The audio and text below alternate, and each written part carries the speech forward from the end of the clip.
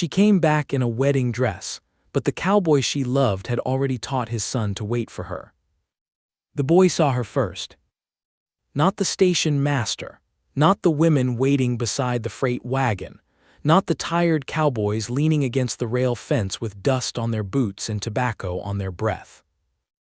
A little boy with sun-faded hair and a wooden horse tucked under one arm saw the woman step down from the train in a dusty white wedding dress, and he whispered as if heaven itself had opened on the platform.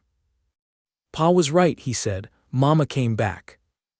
The woman froze. The train behind her hissed like a living creature, breathing smoke into the bright Wyoming afternoon. Heat shimmered over Rock Creek Station, turning the tracks silver and the far hills blue. Her white dress was no longer white after 3 days of travel. It was stained at the hem, wrinkled at the sleeves, and gray with coal dust along the cuffs. Still, it was the only dress she had dared wear, because it was the last proof of the life she had escaped. Her name was Evelyn Whitmore. Or at least it had been before another man put a ring on her finger and called her his wife without asking her heart. She held one carpetbag in her hand. Inside were 2 plain dresses, her mother's Bible, a broken silver comb, and a letter she had written 5 years ago but never managed to send. Her fingers trembled around the handle, though she forced her chin high. The boy walked closer. He could not have been more than 7. His cheeks were freckled from the sun and his shirt was missing one button, but his eyes made Evelyn's breath catch in her throat. They were gray-blue, deep and steady, just like the eyes of the man she had crossed half the country to find. "Are you really her?" the boy asked. Evelyn tried to speak, but her voice seemed to have been left somewhere behind her, back in Chicago, back in the house where every locked door had taught her silence. She lowered herself slowly until her dress brushed the dusty platform. "What is your name, sweetheart?" "Thomas," he said proudly. "But Pa calls me Tommy when he's worried, and he's worried most of the time." A small, painful smile touched her lips. "And who is your pa?" The boy smiled like the answer was the finest thing in the world. "Wade Callahan. He owns the Silver Bend Ranch north of town. He can gentle any horse, fix any wagon, and he never cries except when he thinks I'm sleeping." Evelyn's heart gave one hard beat. Wade. The name she had whispered into her pillow for 5 long years. The name she had held inside herself when everything else had been taken. Before she could ask another question, a woman's voice called sharply from near the water barrel. "Tommy Callahan, you step back from that lady right now." A round-faced woman in a brown calico dress hurried across the platform, wiping her hands on her apron as she came. She looked at Evelyn with curiosity first, then suspicion, then something softer when she noticed the shaking of Evelyn's hands. But Tommy did not move. "Mrs. Dawson," he said, pointing at Evelyn with all the certainty a child could carry, "she's the lady from Pa's picture." Evelyn's breath caught. A picture? Wade still had her picture. Then another voice came from behind the freight wagon, low and rough as thunder over dry land. "Tommy." That single word struck Evelyn harder than the heat, harder than the long journey, harder than all the fear that had followed her west. She rose slowly. Wade Callahan stood at the edge of the platform with one hand resting near his belt and the other curled tight at his side. 5 years had changed him. The boy she had loved had become a man carved by weather, work, and sorrow. His black hair was longer now, tied at the back. His jaw was harder. A thin scar cut through his left eyebrow, pale against his sun-dark skin. But his eyes were the same. Only now they held no welcome. They held the cold, quiet anger of a man who had buried hope and hated the person who made it rise again. "Get away from my son," he said. Evelyn's lips parted. "Wade." His name came out like a prayer, broken and soft. His face tightened as if hearing it hurt him. "Mrs. Crane," he said. The name struck like a slap. Tommy looked between them, confused. "Pa, why are you calling Mama that?" Wade's face changed for 1 second, Pain flickered there, quick and deep, before he pushed it down. "Mrs. Dawson," he said without looking away from Evelyn, "take Tommy to the wagon." "But Pa," Tommy protested, "you said she would come back wearing white." Wade's jaw clenched. "I said a lot of foolish things." Mrs. Dawson took the boy's hand. Tommy tried to pull free, his eyes fixed on Evelyn as if she might vanish if he blinked. When the woman led him away, his wooden horse slipped from under his arm and fell onto the platform. Evelyn bent to pick it up. The horse was roughly carved but lovingly made. One leg was shorter than the others. Its neck had been smoothed by small hands. Wade stepped forward. "Leave it." She held the little wooden horse against her palm. "You made this." His eyes darkened. "You lost the right to remember what my hands make." The words cut deep, but Evelyn had lived through sharper things. "I came to explain. 5 years too late. I wrote to you." "No," his voice hardened. "You married a rich man in Chicago while I was still wearing a cavalry coat and carrying your picture through dust, rain, and gun smoke like a fool. I did not choose him." Wade laughed once, but there was no humor in it. "That is a strange thing to say about a husband."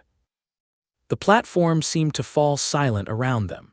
Evelyn felt the eyes of the town pressing into her back, watching the woman in the ruined wedding dress face the cowboy who looked as if he wanted to hate her more than he wanted to breathe.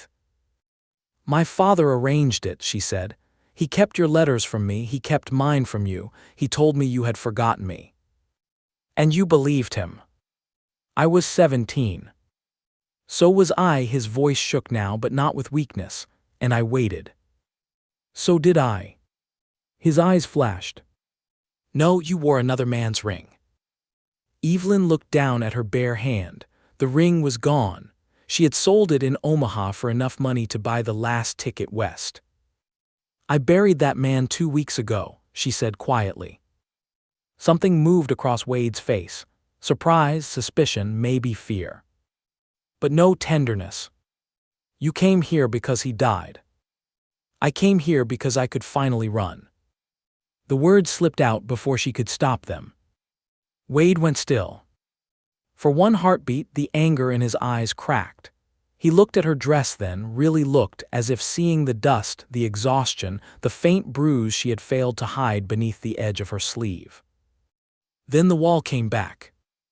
"There is a boarding house on Cedar Street," he said. "Mrs. Mercer takes women who have nowhere else to go. I did not come for a room." "No," his voice dropped, "you came for forgiveness." Evelyn tightened her hand around the wooden horse. "I came for the truth." "The truth," Wade stepped closer. "The truth is that I taught my son stories about a woman in a white dress because I was too weak to let her die in my heart.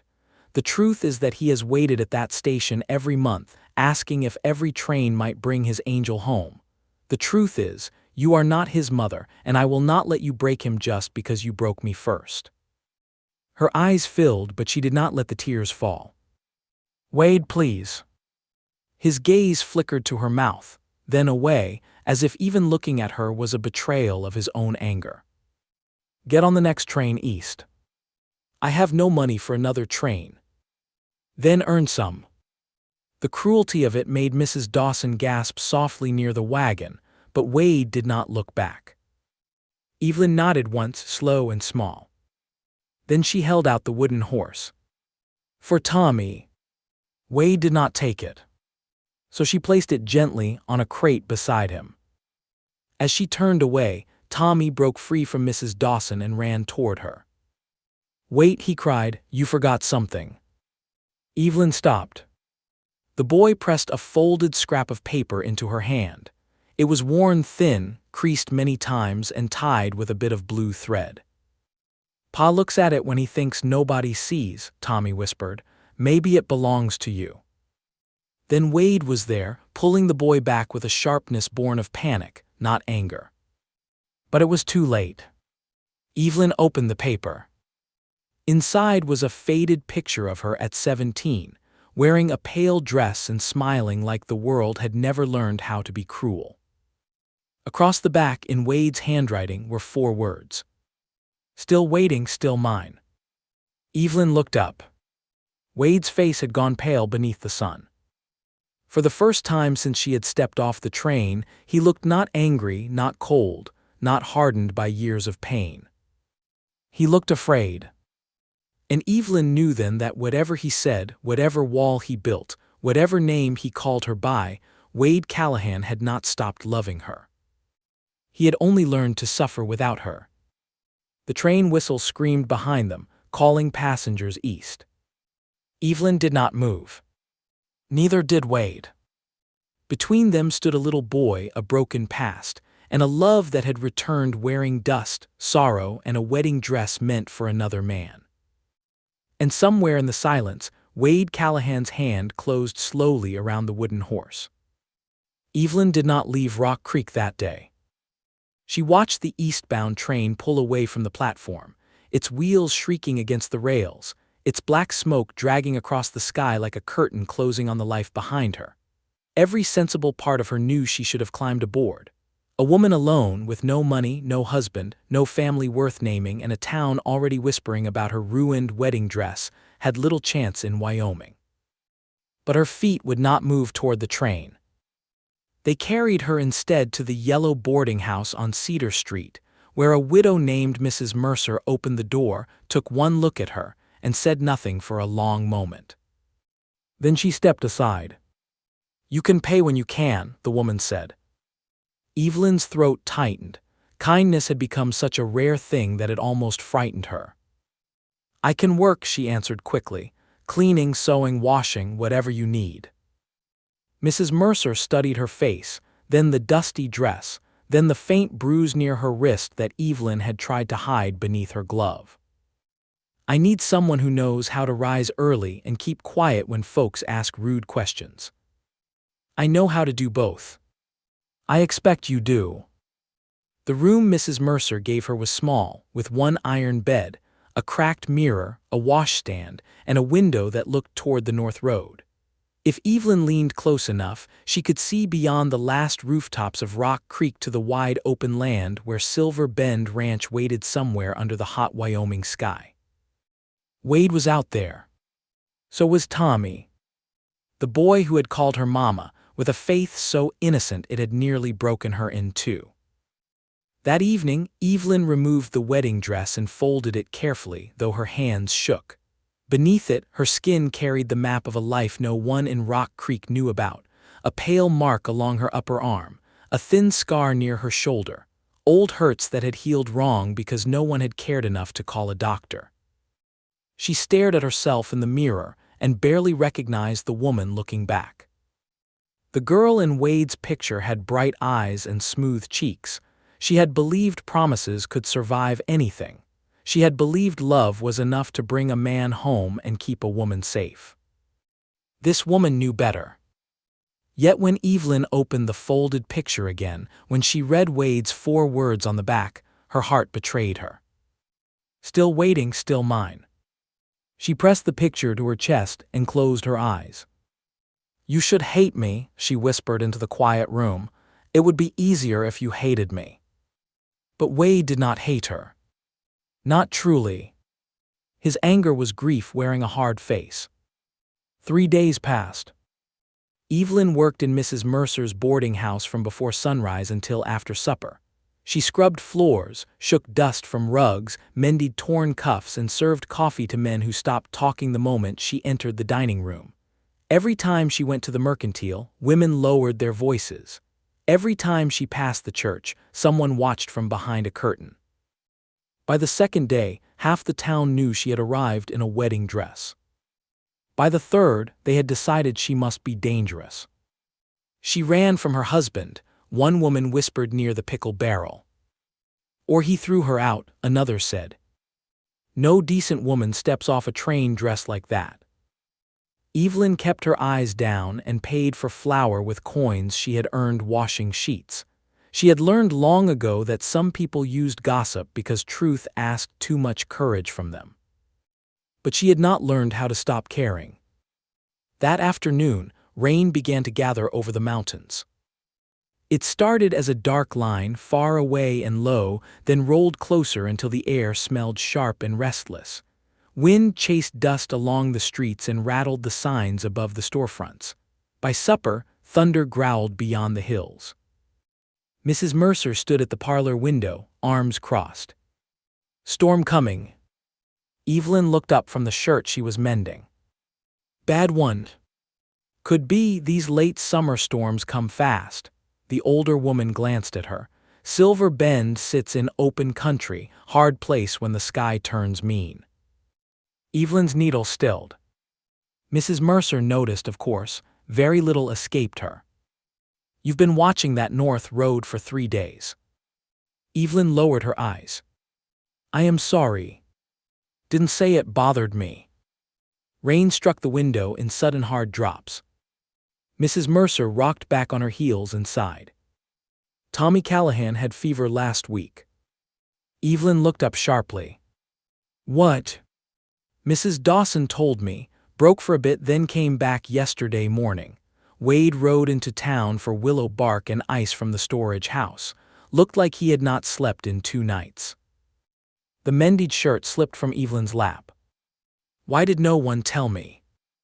Mrs. Mercer raised an eyebrow. "Because no one knows what you are to them." Evelyn stood so fast the chair scraped behind her. "I need a horse." "No, you need sense. Tommy is sick. And Wade Callahan made it clear he does not want you near that boy."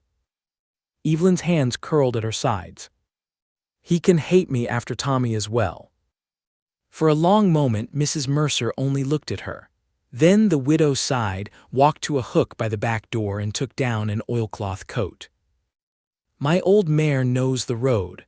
Do not pull hard on her mouth and do not let her turn toward the creek crossing after dark. The bridge is weak." Evelyn grabbed the coat.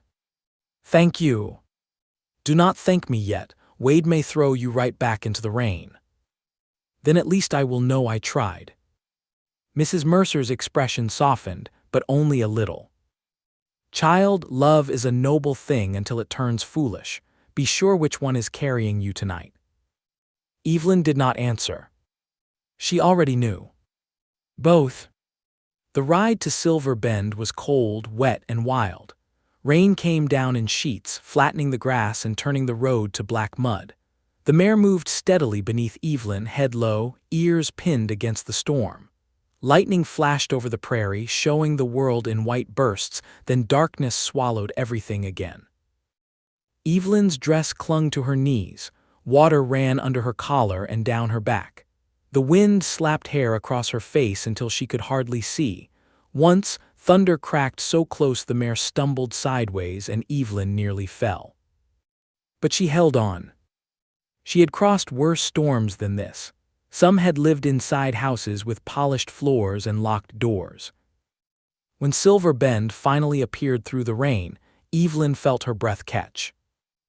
The ranch house stood on a rise, square and strong, with warm yellow light glowing in 2 windows.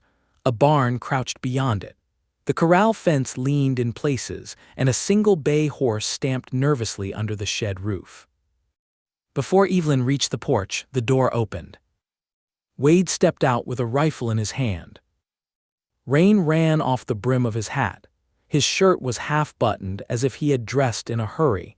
Even through the storm, Evelyn could see the exhaustion on his face. When he recognized her, anger struck first. Then fear. "Are you out of your mind?" She slid from the mare and nearly fell when her boots sank into the mud. "I heard Tommy was sick." Wade crossed the yard in 3 long strides and caught her arm before she could stumble. "So you rode 5 miles in a storm?" "I had to see if he was all right." "You had to," his voice rose over the rain. "You had to risk your neck for a child who is not yours." The words hurt, but Evelyn did not pull away. "No," she said, "for a child who was kind to me when no one else was." Something in Wade's face shifted. Then a weak cry came from inside the house. "Puh!" Wade turned at once. The anger vanished. The hard man became only a father. Evelyn saw it and her heart ached. "Let me help," she said. He looked back at her, rain dripping from his jaw. For a moment he seemed ready to refuse. Pride stood in his eyes. Pain stood behind it. But then Tommy cried again, small and frightened, and Wade's face tightened with helpless love. "Come in," he said roughly, "but only until the storm passes." The house smelled of smoke, wet wool, and fever. Wade pushed the door shut against the wind and handed her a blanket without meeting her eyes. "You are soaked through." "I am fine." "You are shaking." "I said I am fine." His jaw flexed, but he did not argue. He only pointed toward a small chest near the fireplace. "There are dry things in there. They belong to Mary." Evelyn understood without asking. Tommy's mother. The woman Wade had married after believing Evelyn had betrayed him. A quiet pain moved through her, not jealousy exactly, but sorrow for a life that had also ended too soon. She took the plain gray dress from the chest and changed behind a hanging quilt while Wade stood facing the wall, stiff as fence wire. When she stepped out, his eyes found her. The dress did not fit well. It was too short at the wrists and loose at the waist. Still, something about seeing her in another woman's clothes made Wade's expression darken with memories he did not speak. "Where is he?" Evelyn asked softly. "Upstairs." She followed him to a small room beneath the roof. Tommy lay tangled in blankets, his cheeks flushed, his hair damp against his forehead. A basin of water sat beside the bed. A cup of willow bark tea had gone cold on the table. The boy turned his head when they entered, and his eyes opened just enough to see her. "The angel lady," he whispered. Evelyn moved to the bedside before she could stop herself. "Hello, Tommy." His hot little hand reached for hers. "I knew you would come." Wade stood in the doorway as if someone had struck him. Evelyn sat carefully on the edge of the bed and pressed a cool cloth to Tommy's forehead. "Your pa has been taking good care of you." "He does everything," Tommy murmured, "but he gets scared." Wade looked away. Thunder shook the house. Tommy whimpered and gripped Evelyn's fingers tighter. "Will you sing?" Evelyn's throat closed. "What song?" "The one mamas know." She looked at Wade. His face was hard, but his eyes were not. In them she saw exhaustion, worry, and something wounded by the sight of his son holding her hand. Evelyn began softly. "Hush, little one, the night is deep. The prairie wind is mild. Close your eyes and rest your heart, you are a loved child." It was not the song from her girlhood exactly. She changed the words as they came, making them gentle, making them safe, making them what she wished someone had sung to her in the darkest years of her life. Tommy's breathing slowed. Wade did not move. When the boy finally slept, Evelyn kept the cloth moving over his brow. Wade stepped closer, touched Tommy's cheek, and let out a breath that sounded almost broken. "He was asking for you," he said quietly. Evelyn looked up. "What?" "In the fever, he kept saying the lady in white had come home." Wade's voice roughened. "I told him stories when he was little I should not have. I thought it helped him sleep." "It helped you too," she said gently. His eyes flashed. "Do not pretend you know me. I know enough to see you kept my picture." Silence fell between them, heavy as the storm outside. Wade turned away first. "That picture was a mistake." "No," Evelyn said, "it was hope." He gripped the back of a chair until his knuckles whitened. "Hope made a fool of me. Hope kept you alive." He faced her then, his control fraying. "You think you can walk into this house in another woman's dress, sit by my son's bed, sing him to sleep, and tell me what kept me alive?" "No," she said, rising slowly. "I think I can tell you what kept me alive." Wade went still. The rain beat hard against the roof. Evelyn pushed back her sleeve. There, pale against her skin, were the old marks around her wrist. Wade stared at them. His anger did not disappear, it changed shape, it became shock, then horror, then something that looked like grief arriving too late. "Evelyn," he whispered. "My father did not send me to a husband," she said quietly. "He sold me to one." Wade's face drained of color. For a moment, only the storm spoke.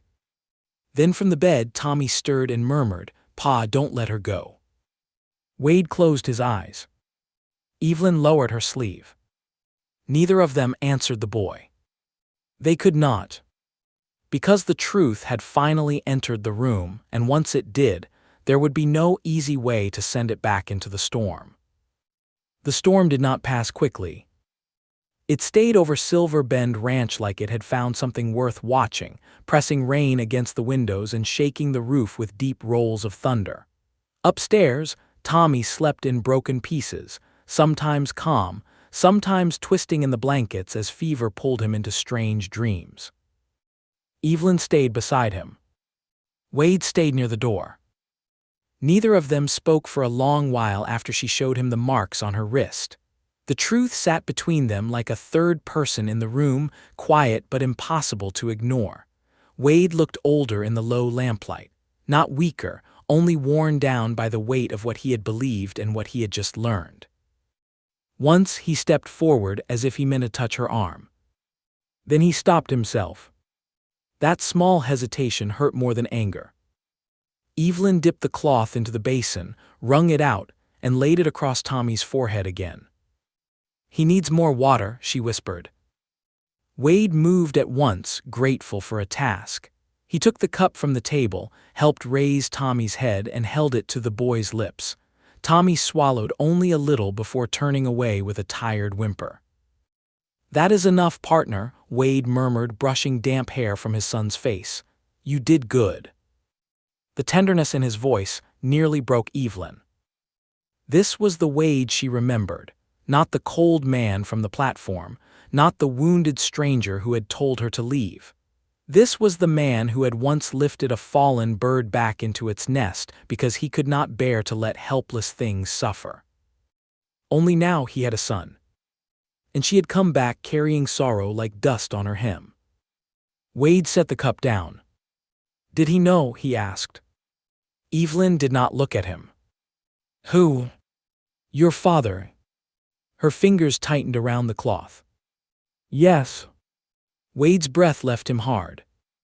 He knew what kind of man Crane was. He knew enough. And he still gave you to him. He said a daughter's duty was to protect the family name. Her voice stayed calm only because she had practiced making it calm for years. "Doyle's money covered my father's debts. My wishes were never part of the bargain." Wade turned away, one hand braced against the wall. "I should have come sooner." "You came when you could." "No," his voice was rough. "I came home with a ring in my pocket and pride in my chest. Your father told me you had married Crane by choice. He said you laughed at the thought of a poor ranch hand waiting for you. I believed him because it hurt too much to question it." Evelyn looked at him then. "He told me you had taken cavalry pay and found a woman in Kansas." Wade's face tightened. "That was later." "I know." The words were soft, but they changed the room. Wade looked at her as if he had expected judgment. Instead, she only gave him the truth of her sadness. "She was Tommy's mother," Evelyn said. "I cannot hate her." His eyes lowered. "Mary was kind. I am glad. She deserved better than a husband who kept another woman's picture in his coat." Evelyn's heart twisted. "Maybe she understood loneliness better than you think." Wade did not answer. Downstairs, the front door rattled in the wind. A horse whinnied from the barn, sharp and nervous. Wade looked toward the sound. "The mare needs checking." "Go," Evelyn said. "I will stay with Tommy." He hesitated. 3 days ago, he would not have trusted her alone with the boy for a minute. Now he looked torn between fear and need. The change was small, but Evelyn felt it. "If his fever rises again, call me." "I will." He went downstairs, boots heavy on the steps. Evelyn listened until the back door opened and closed. Then she sat beside Tommy and let out a breath she had not known she was holding. The boy stirred. "Is Pa mad?" he whispered. Evelyn leaned close. "No, sweetheart, he is worried. He gets quiet when he hurts." Her eyes burned. "Yes," she said, "I noticed." Tommy opened his eyes a little. "Are you going away?" The question pierced straight through her. "I do not know." "You should stay." His small hand searched over the blanket until it found hers. "Pa smiles different when you are here." Evelyn looked at his fever-flushed face. "Does he?" "Not on his mouth," Tommy murmured sleepily, "in his eyes." If this moment touched your heart, stay with the story, because some love stories do not return loudly. Sometimes they come back quietly, through a child's hand, a stormy night, and a truth that can no longer stay buried. By dawn, the fever finally broke. It happened slowly. Tommy stopped shivering first, then his breathing eased. The terrible heat left his cheeks and his small body relaxed into real sleep. Evelyn pressed her wrist to his forehead again and again before she trusted it. "He is cooler," she whispered. Wade stood beside the bed, soaked from the barn, his hair damp, his sleeves rolled, his eyes red from a sleepless night. He touched Tommy's face. For one long moment, he did not speak. Then he bowed his head and covered his eyes with one hand. Evelyn looked away, giving him the privacy of a father nearly losing the one person he had left. But Wade reached for her. Not fully, not boldly, just his fingers closing around her sleeve as if he needed to know she was still there. "Thank you," he said. 2 simple words. Yet in his voice lived apology, fear, and the first fragile edge of belief. Evelyn nodded. "I would have done it for any child." "No," he said, looking at her now, "you did it for him." She did not deny it. Tommy slept between them, one hand curled around the little wooden horse Wade had brought upstairs during the night. Its crooked leg rested against the blanket, imperfect but beloved. Morning light pushed through the rain-washed window, pale gold and soft. Wade looked at Evelyn in that light, and for the first time since the station he truly seemed to see her. Not the girl who had vanished, not the bride in the ruined dress, not the name Crane had forced upon her. Just Evelyn. A woman who had crossed storms to sit beside his son. A woman who had survived what should have destroyed her. A woman he was afraid to love again. "You should rest," he said. "So should you." A faint, tired smile touched his mouth, but it disappeared quickly. "There is a room across the hall." It was Mary's. "I can sleep in a chair downstairs. You will fall over before breakfast. I have slept in worse places." The pain in his eyes returned. "I am beginning to understand that." He led her across the hall but stopped outside the room. His hand rested on the door latch. "I need time," he said quietly. "Last night does not fix 5 years. I know. I still have anger in me. I know that too. And I do not know what to do with the part of me that still wants to believe you." Evelyn held his gaze. "Then do not decide today." His fingers tightened on the latch. "What do we do today?"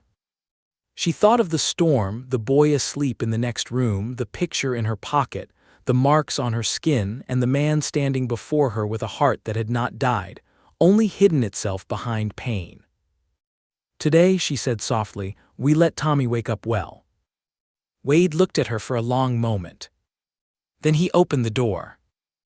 Evelyn stepped into Mary's room, carrying another woman's kindness, her own broken past, and the first small hope that Silver Bend Ranch might not send her away. Behind her, Wade remained in the hallway. "Evelyn," he said. She turned. His voice lowered. "I am sorry." The words were quiet, not enough to heal everything, not enough to erase the years. But enough to make her hand tremble against the doorframe. Before she could answer, a hard knock sounded from downstairs. 3 knocks. Slow. Heavy. Not like a neighbor. Wade's face changed at once. He moved toward the stairs, all softness gone. Evelyn followed, heart suddenly racing. When he opened the front door, a man stood on the porch in a black coat, rain dripping from the brim of his hat. He held a sealed envelope in one gloved hand. "Wade Callahan?" the stranger asked. "That depends who is asking." The man's eyes shifted past him and landed on Evelyn. A thin smile crossed his face. "I have come about Mrs. Crane." Evelyn felt the room tilt beneath her. Wade stepped in front of her, but the stranger had already seen enough. And in his hand, the envelope bore the seal of the family she had run from. The stranger on the porch did not look like a man who belonged in Wyoming. His boots were too polished for the mud. His black coat had the smooth cut of an Eastern tailor. Even the way he held the sealed envelope seemed practiced, as if every small movement had been measured before he arrived. Wade stood in the doorway, broad shoulders blocking most of the man's view into the house. "You have 10 seconds to say your business," Wade said. The stranger's smile did not fade. "My name is Everett Crane." Evelyn's fingers went cold. Wade glanced back at her only once, but she saw the question in his eyes. "Crane." The name had followed her like a dark shadow from Chicago to Rock Creek, across train cars, boarding houses, and sleepless nights. She had thought Doyle Crane's death would end it. She had thought a grave could close a door. She had been wrong. Everett lifted the envelope. "I am Doyle Crane's elder brother. I have traveled a long way to recover something that belongs to my family." Wade's jaw tightened. "If you mean her, turn around." Everett gave a quiet laugh. "Frontier men are always so dramatic. I mean no trouble, Mr. Callahan. I come with papers, not pistols." "That makes you no less dangerous." The smile thinned. "I see she has filled your head with stories." Evelyn stepped forward before Wade could stop her. "I have told him the truth." Everett looked at her fully then, and she felt again the old smallness Doyle had tried to teach her. It lived in men like Everett too, in their calm voices, their clean gloves, their belief that money could make cruelty sound proper.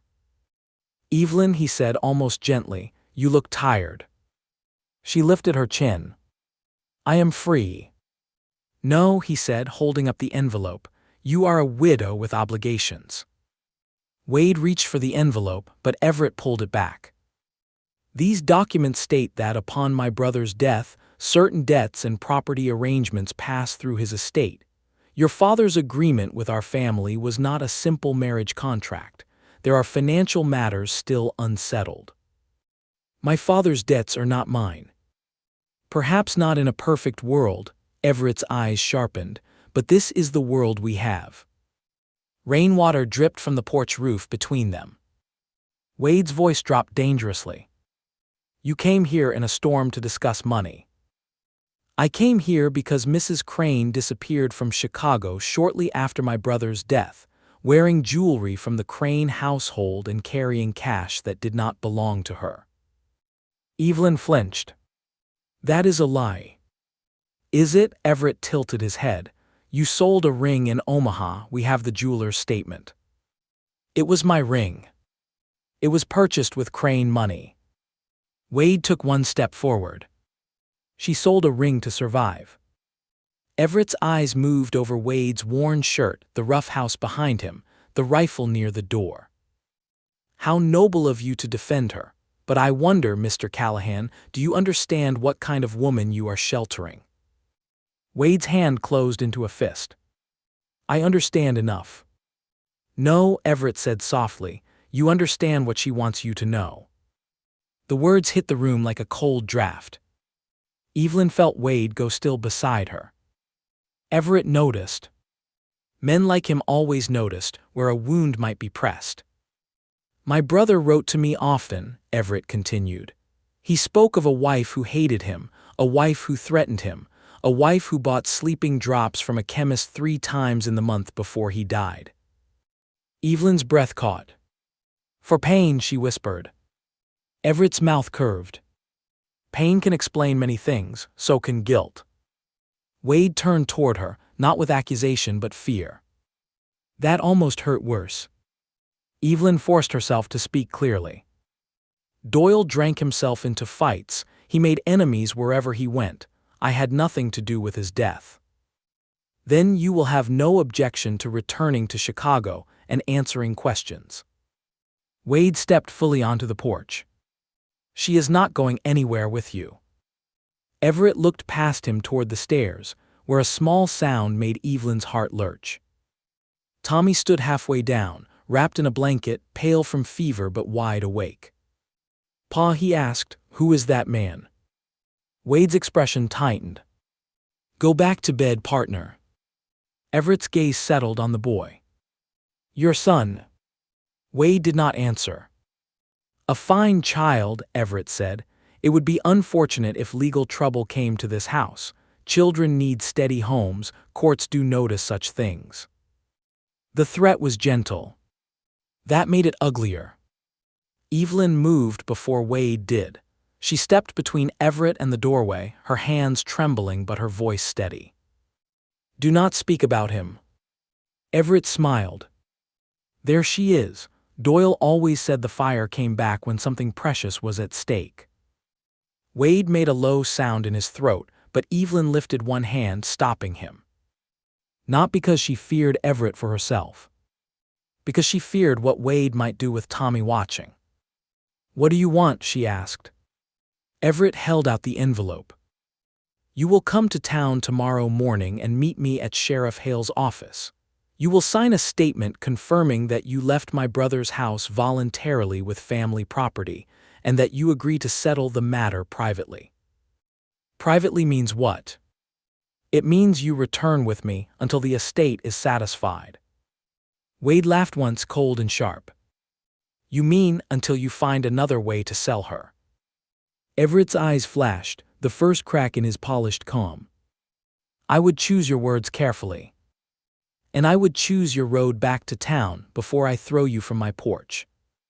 For a moment, the two men stared at each other while thunder rolled over the hills.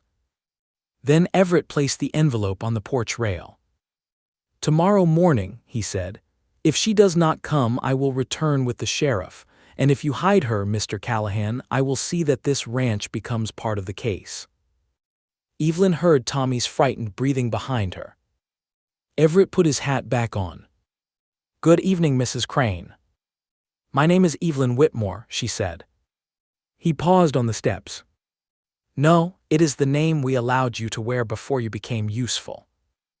Then he walked into the rain and mounted his horse. Wade stood rigid until the sound of hooves faded into the storm. Only then did Tommy speak. Is he taking her away? Wade turned at once, crossing the room and kneeling before his son. No. Tommy looked at Evelyn. You promise? Wade's eyes lifted to hers. The word caught in Evelyn's throat. She knew what promises could cost when the world turned cruel. But Tommy was waiting. So was Wade. I promise I will not leave without saying goodbye, she said softly. Tommy's face fell because children knew the difference between a promise and a door left open. Wade stood slowly. That is not enough. Evelyn looked away. It may be all I can give. He moved closer, his voice low. You are not facing him alone. You heard him, he can bring trouble to your door. He already did. Wade, if the sheriff believes him, if papers are twisted, if your ranch is tied up in court, Tommy could lose everything. Tommy loses more if I teach him to let fear decide who belongs in this house. The words struck her deep. For the first time, Evelyn saw not only the man who had loved her but the father he had become. A man shaping a boy with every choice, every silence, every stand. Wade picked up the envelope, broke the seal, and unfolded the papers. His eyes scanned them, his face hardened with each line. What is it? Evelyn asked. He did not answer at first. Then he handed her the last page. Her own name stared back at her in ink. Evelyn Crane. The signature leaned sharply to the right, neat and clean. She stared at it until the letters blurred. "That is not my writing," she whispered. Wade looked at her. Evelyn lifted her eyes, and for the first time that night, fear gave way to something stronger. "They forged it." Wade folded the papers with slow care. "Then tomorrow we do not hide." "What do we do?" He looked toward the stairs, where Tommy still watched with the wooden horse hugged to his chest. Then he looked back at Evelyn, and the old fire in his eyes returned, not anger this time, but purpose. "Tomorrow," Wade said, "we find someone in this town brave enough to tell the truth." Outside, the storm rolled on. Inside, Evelyn held the forged paper in her shaking hands, knowing one thing clearly. The past did not come to ask for her. It had come to drag her back.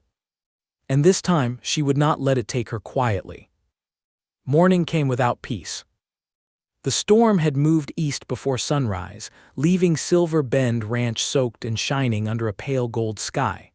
Water dripped from the porch roof in steady lines. The yard was soft with mud, and the mountains looked close enough to touch, washed clean by the night's rain. Evelyn stood at the kitchen table with the forged papers spread before her.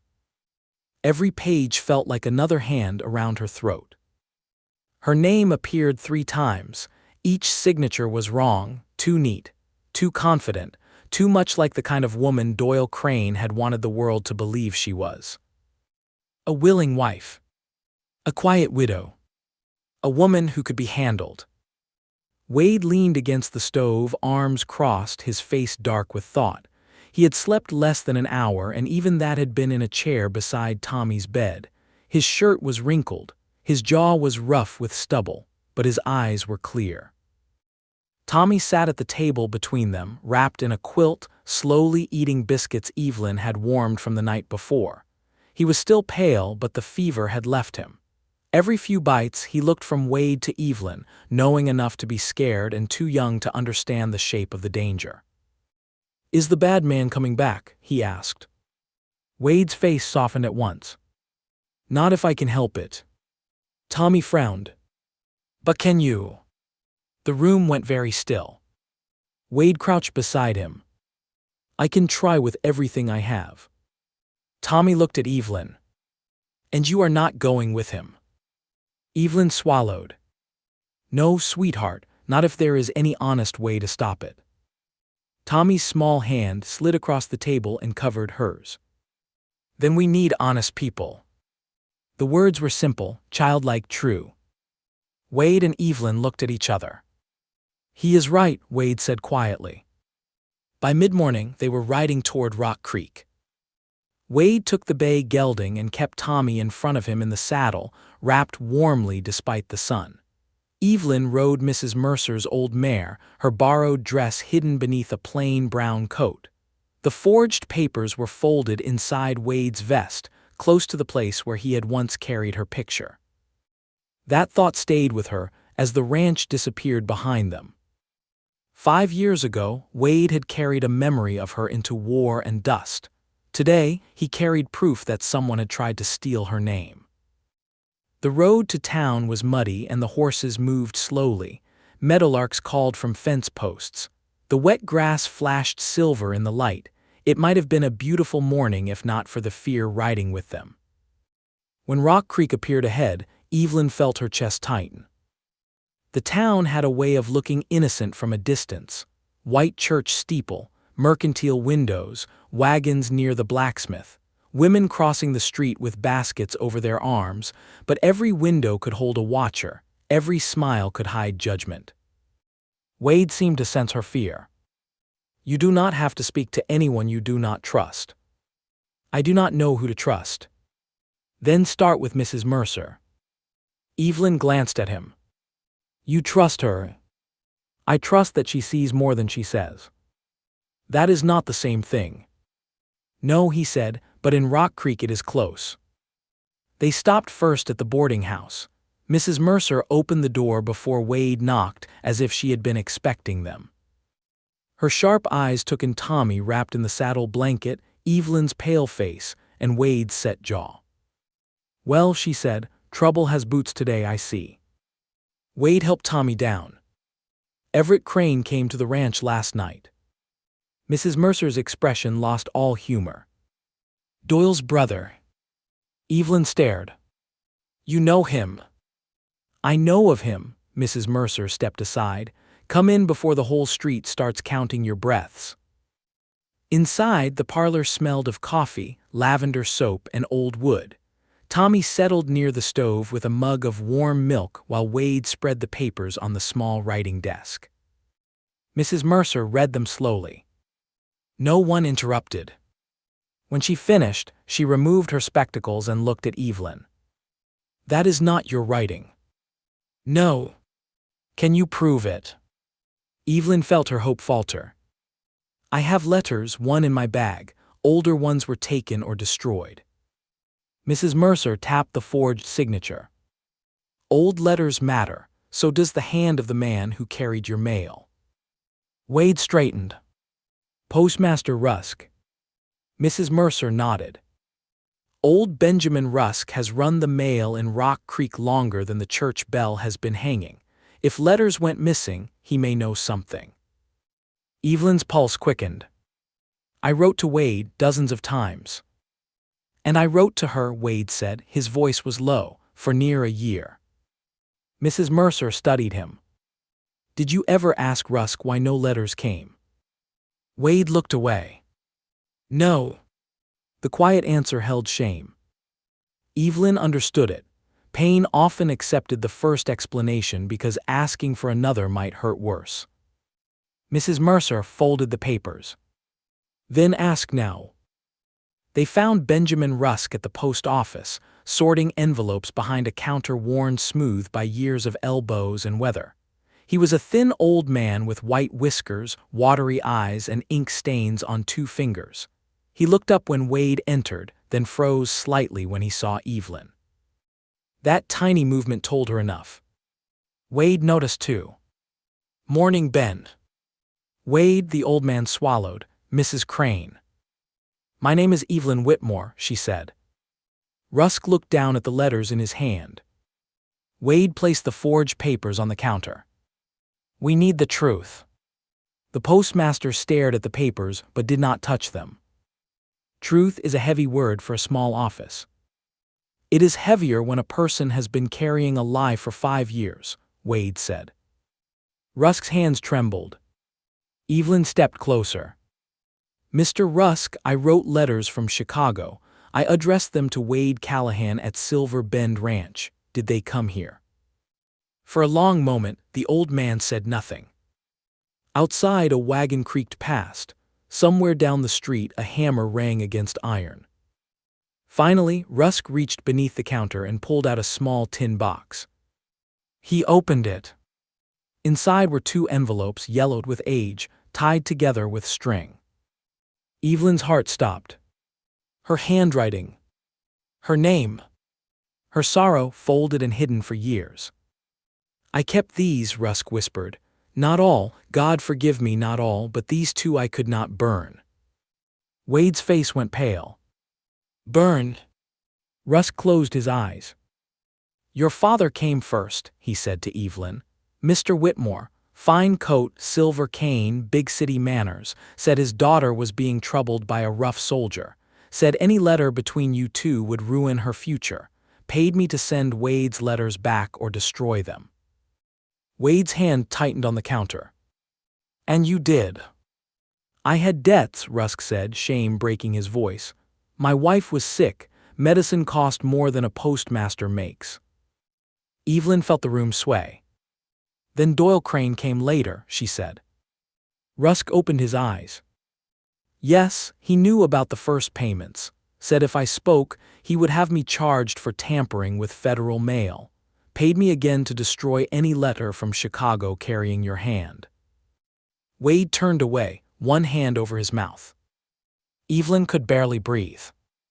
For 5 years she had imagined her letters lost to distance, to carelessness, to fate. But no. Men had put prices on her voice. They had bought her silence by the envelope.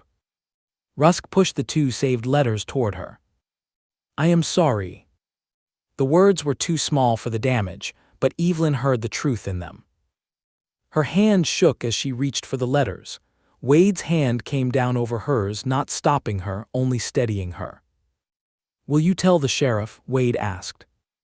Rusk flinched. If I do, I could lose my post. If you do not, Evelyn said softly, I could lose my freedom. The old man looked at her then, really looked. Whatever he saw in her face made him bow his head. I will tell him. For the first time that morning, hope entered the room. Small hope. Frightened hope. But real. They had only just left the post office when Everett Crane stepped from the shade beside the mercantile. He was not alone. Sheriff Hale stood beside him, thumbs hooked in his belt, expression uneasy. Two strangers waited near the hitching rail with city coats and hard eyes. Everett smiled when he saw the envelopes in Evelyn's hand. How touching, he said, old love letters. Wade moved slightly in front of her. Sheriff Hale cleared his throat. Wade, I need everyone calm. That depends on what you are doing here, Wade said. Everett lifted a folded paper. I am doing what I warned you I would do. Mrs. Crane has refused a lawful request to settle estate matters and is in possession of property and documents relevant to an investigation.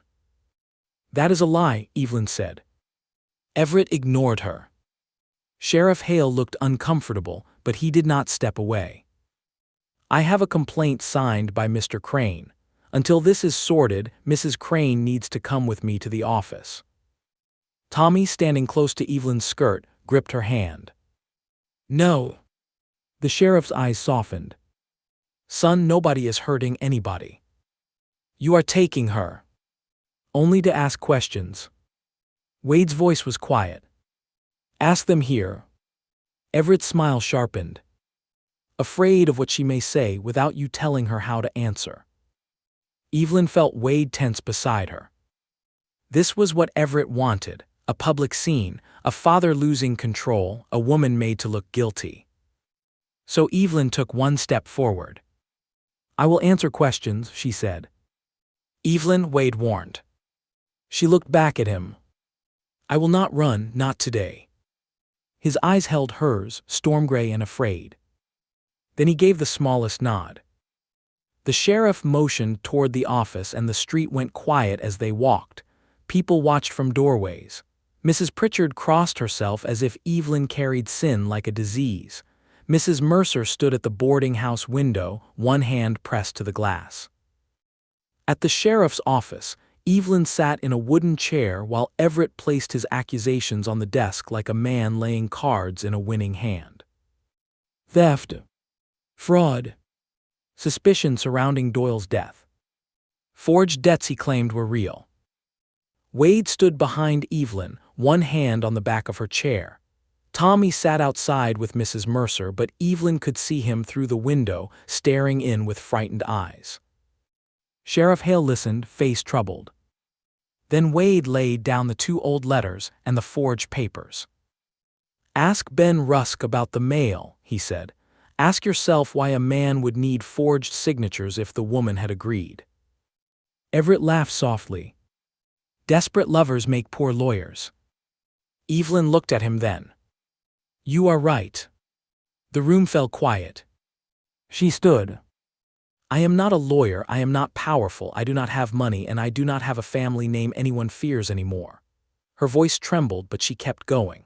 For years, men like you used papers, rooms, whispers, and laws I did not understand to make me small.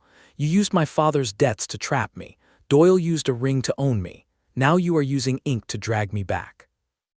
Everett's jaw tightened. But I know my own hand, she said. I know my own truth, and I know that a lie does not become holy because a rich man puts a seal on it. Sheriff Hale stared at her. Wade stared too, but differently. As if seeing not the broken woman from the train, but the brave one who had been buried underneath all along. Everett stepped closer. You should be careful, Evelyn. No, she said, you should. The door opened behind them. Benjamin Rusk stood there, hat twisting in his ink-stained hands. "I need to make a statement," he said, voice shaking, "and I reckon it is 5 years late." Everett's face went hard. Wade's hand tightened on the chair. Evelyn closed her eyes for one breath. Then opened them. The truth had finally found its way into the room. Now the only question was whether Rock Creek was brave enough to hear it. Benjamin Rusk looked like a man walking toward his own hanging. His shoulders were bent, his hat twisted slowly in his hands. The ink stains on his fingers seemed darker in the sheriff's office, as if the marks of his trade had become marks of guilt. He did not look at Everett Crane. He looked at the floor first, then at Evelyn, then finally at Wade. "I should have told you years ago," he said. Wade's face stayed still, but Evelyn saw the pain gather behind his eyes. Sheriff Hale leaned back in his chair. "Ben, if you have something to say it plain." Rusk swallowed. "5 years ago, Mr. Whitmore came to me, Evelyn's father." He glanced at her, shame pulling his mouth down. "He said Wade Callahan was writing letters that would ruin his daughter's future, said the girl had better prospects, said no rough soldier boy had any right filling her head with poor man's promises." Wade's hand tightened around the back of Evelyn's chair. Rusk continued. "He gave me money, more money than I had seen in months. My wife was sick then. I told myself I was helping a father protect his daughter. I told myself many things that sound rotten now." Evelyn's throat ached. "What did you do with Wade's letters?" she asked. Rusk closed his eyes briefly. "Some I returned, some I burned." Wade looked away. It was a small movement, but Evelyn felt it like a cry. All those nights he must have written under lamplight, dust on his hands, hope in his chest, believing each letter might bring her back. All those words turned to ash before they ever reached her. "And mine?" Evelyn asked. Rusk opened the tin box he had carried from the post office. Inside were the 2 letters he had saved, their edges yellow, their folds soft from age. "Most were burned too," he whispered. "Doyle Crane paid for that after the marriage. He said if a single letter reached Wyoming, he would tell the marshal what I had done. Said tampering with mail could put me behind bars and leave my wife alone." Everett laughed under his breath. "A very touching confession from a frightened old man. Sheriff, surely you do not plan to treat this as proof." Rusk's eyes lifted. "There is more." The room went silent. Everett's smile faded. Rusk reached into his coat and pulled out a small ledger, bound in cracked brown leather. "I kept records," he said. "Not official, private. I wrote every payment down because I was afraid one day someone would deny it and put all the blame on me." Everett stepped forward. "That ledger is stolen property if it contains Crane family matters." Wade moved before Everett could take another step. He did not draw his gun, he did not raise his voice. He simply shifted his body between Everett and the old postmaster, and that was enough. "You touch him," Wade said quietly, "and you will regret it before your hand lands." Sheriff Hale stood. "That is enough from both of you." Rusk placed the ledger on the desk. His fingers shook as he opened it to a marked page. "There," he said, "Whitmore payments, dates, amounts, initials, and there." He turned another page, Doyle Crane payments, monthly for nearly 2 years. He was not just stopping letters, he was watching for anything she might send. Evelyn stared at the page. Her life had been stolen in lines of ink. $10, $20, $30. Enough money to erase her voice. Enough to keep Wade angry, enough to keep her trapped. Sheriff Hale read silently, his face growing harder with every line. Everett's tone changed. It lost its softness. "You do understand, Mr. Rusk, that you have admitted to a federal offense." "I do," Rusk said. "You may lose everything." The old man nodded. "I expect I already did, just slower than most men notice." For the first time, Evelyn felt pity for him. Not forgiveness, not yet, but pity. He had made a coward's choice, and it had followed him through the years until it finally cornered him. Sheriff Hale closed the ledger. "Ben, I will need a written statement." "You will have it."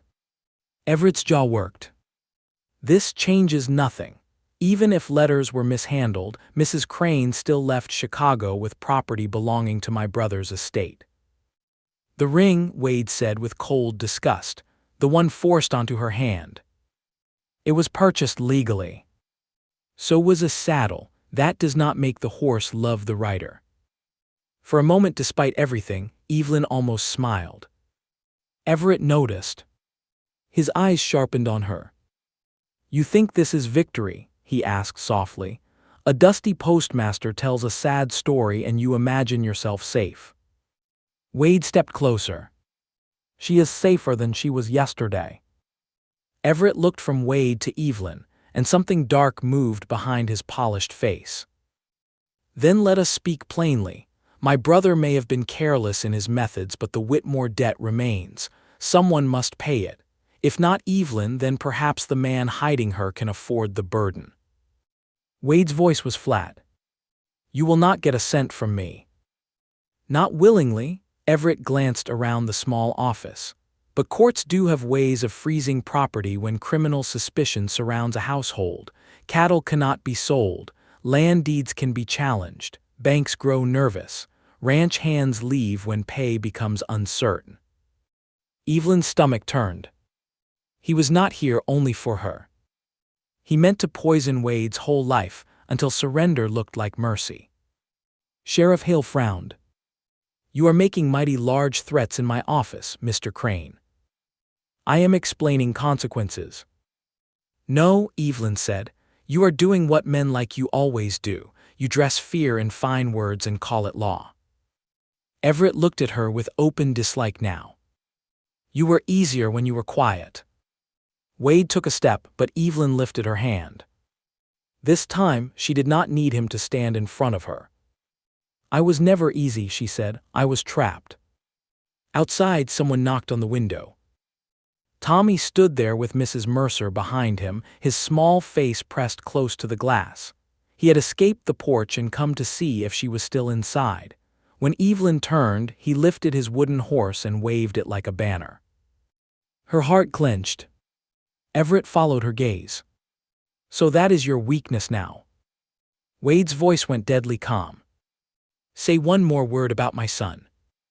Sheriff Hale slammed his hand on the desk. "Enough, Mr. Crane. Until I verify these papers, you will not remove Mrs. Whitmore from this town, and you will not come near Silver Bend Ranch without my permission." Everett's eyes narrowed. "Mrs. Whitmore. That is the name she gave, and until you prove otherwise, it is the name I will use." For the first time, Everett looked truly angry. This town will regret choosing sides. Sheriff Hale's face hardened. "Rock Creek has regretted plenty. One more thing will not scare us." Everett gathered his papers with sharp, controlled movements. At the door, he paused and turned to Evelyn. "You should have stayed buried in Chicago." Wade moved so fast that the chair scraped behind him, but Evelyn caught his wrist. Everett smiled at that. He had wanted the reaction. Then he left. The office seemed to breathe again after the door closed. Sheriff Hale sank back into his chair and rubbed his jaw. "This is not over." "No," Wade said, "it is just beginning."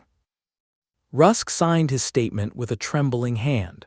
Sheriff Hale locked the ledger in the iron cabinet. Evelyn watched every motion, afraid the proof might vanish if she blinked.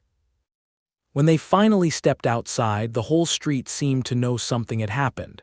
People stood in doorways, pretending not to stare. The blacksmith stopped hammering. Two women near the mercantile went silent as Evelyn passed.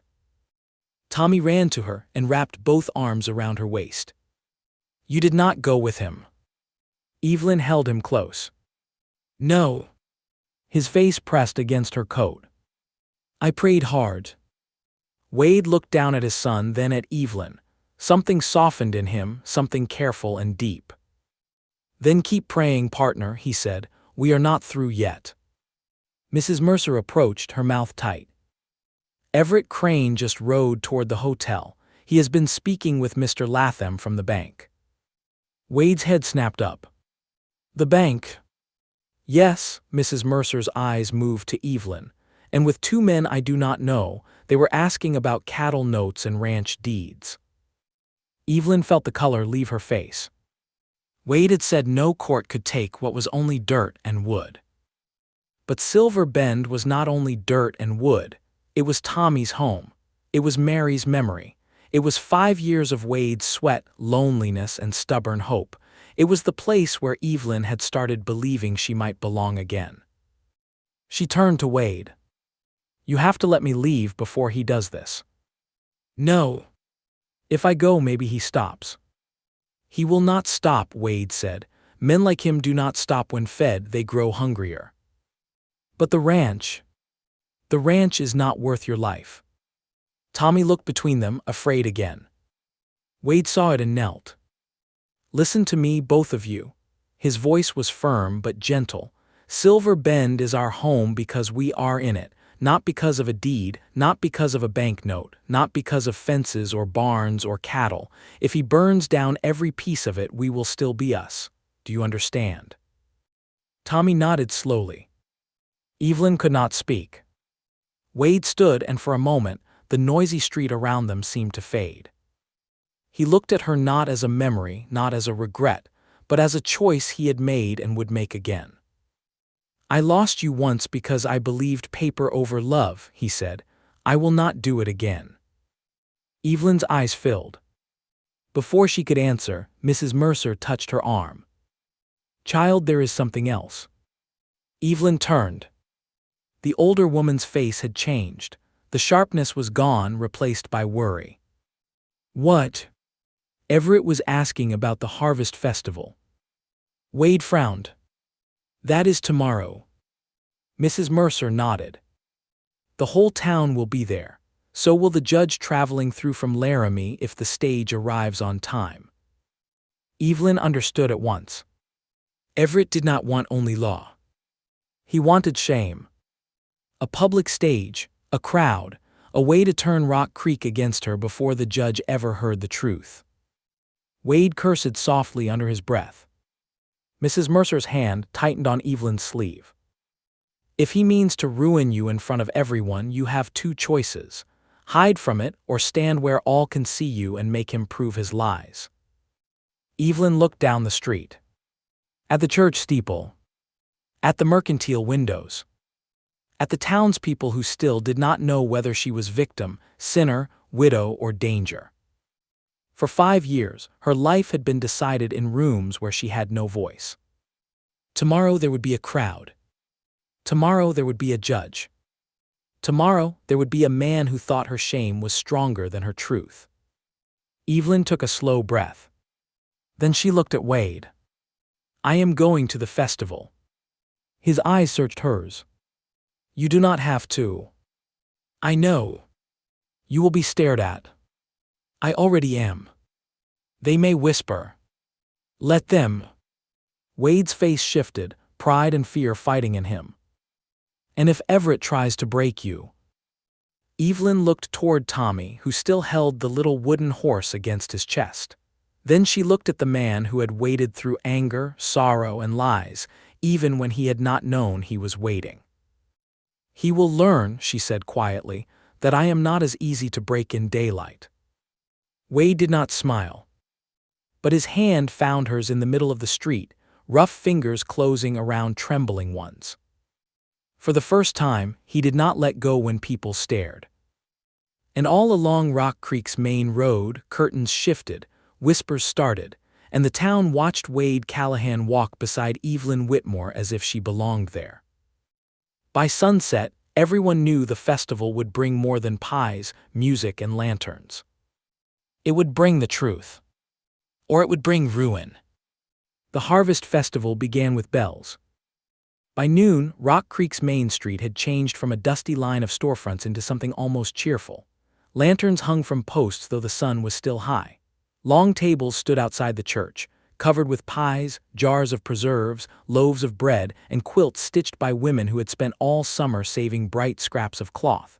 Children ran between wagons with painted faces and sticky fingers. Fiddlers tuned their instruments near the livery stable while the smell of hot cider, roasted corn, and fresh hay filled the air. To anyone passing through, it might have looked like a peaceful town. Evelyn knew better. Peace did not stare from behind curtains. Peace did not quiet itself when she walked by. She stood beside Mrs. Mercer at the cider table, pouring drinks with hands she refused to let shake. She wore a simple blue dress Mrs. Mercer had altered before dawn. It was plain, modest, and clean. Her hair was pinned at the back of her neck. Around her wrist, hidden beneath her sleeve, the old marks remained. They were part of her. But they were not all of her. Wade stood across the street near the blacksmith's awning, speaking with Sheriff Hale. He looked calm from a distance, but Evelyn knew him well enough now to see the tension in his shoulders. Tommy stayed close to him, holding the little wooden horse in one hand and a ribbon from the game booth in the other. Every few minutes, Tommy looked for Evelyn. Every time he found her, he smiled. That smile gave her courage. "Keep your chin steady," Mrs. Mercer murmured, handing her another pitcher of cider. "A trembling hand feeds gossip." "I am trying." "I know, that is why I am reminding you before Mrs. Pritchard notices." As if called by name, Mrs. Pritchard appeared at the edge of the booth, thin-lipped and stiff in her dark Sunday dress. Two other women stood with her, pretending interest in the apple butter. Mrs. Pritchard looked Evelyn over from collar to hem. "So," she said, "you decided to come." Evelyn poured cider into a tin cup. "Yes." "Brave." The word was not a compliment. Mrs. Mercer's eyes narrowed. Thirsty, Agnes, or just circling? Mrs. Pritchard ignored her. Some women would stay out of sight while such ugly questions hang over them. Evelyn held out the cup. "Some women have spent too long out of sight." The two women beside Mrs. Pritchard glanced at each other. Mrs. Pritchard's mouth tightened. "Careful, Mrs. Crane." "My name is Evelyn Whitmore." "That remains to be seen." Evelyn felt the old fear rise, but she did not bow to it. "No," she said quietly, "that remains to be heard." Mrs. Pritchard blinked, surprised by the answer. Before she could speak again, Tommy ran across the street. "Evelyn," he called, then stopped short when he saw Mrs. Pritchard. "Oh, hello, ma'am." Mrs. Pritchard looked down at him. "Thomas Callahan, does your father know you are running about with strangers?" Tommy frowned. "She is not a stranger." Evelyn's heart tightened. Mrs. Pritchard lifted one eyebrow. "And what is she?" Tommy looked at Evelyn, then back at Mrs. Pritchard with the seriousness of a child defending something sacred. "She is the person who came when I was sick."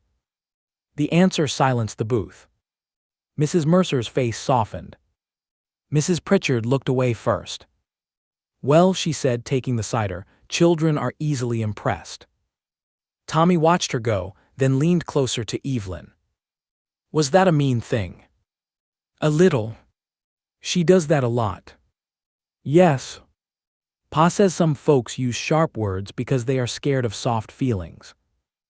Evelyn glanced across the street at Wade. He was watching them. Their eyes met and something quiet passed between them. Not a promise, not yet, but a shared warmth, fragile and real. Then the sound of hooves entered the street. One by one, people turned. Everett Crane rode in from the South Road with two men behind him. He wore a dark coat despite the bright afternoon, and his horse stepped neatly through the dust as if even the animal had been trained to look important. The two men with him did not wear guns openly, but their eyes moved like weapons. The fiddle music faltered. Children stopped running. Sheriff Hale stepped away from Wade and moved toward the center of the street. Everett dismounted with polished ease and handed his reins to one of his men.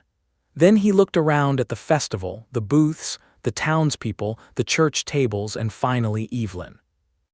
His smile appeared. It had no warmth in it. "What a charming gathering," he said. "I had not expected such a large audience." Wade crossed the street before Evelyn could move.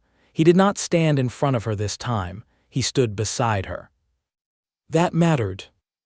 Everett noticed. "Mr. Callahan," he said, still pretending this is a love story. Wade's voice stayed low.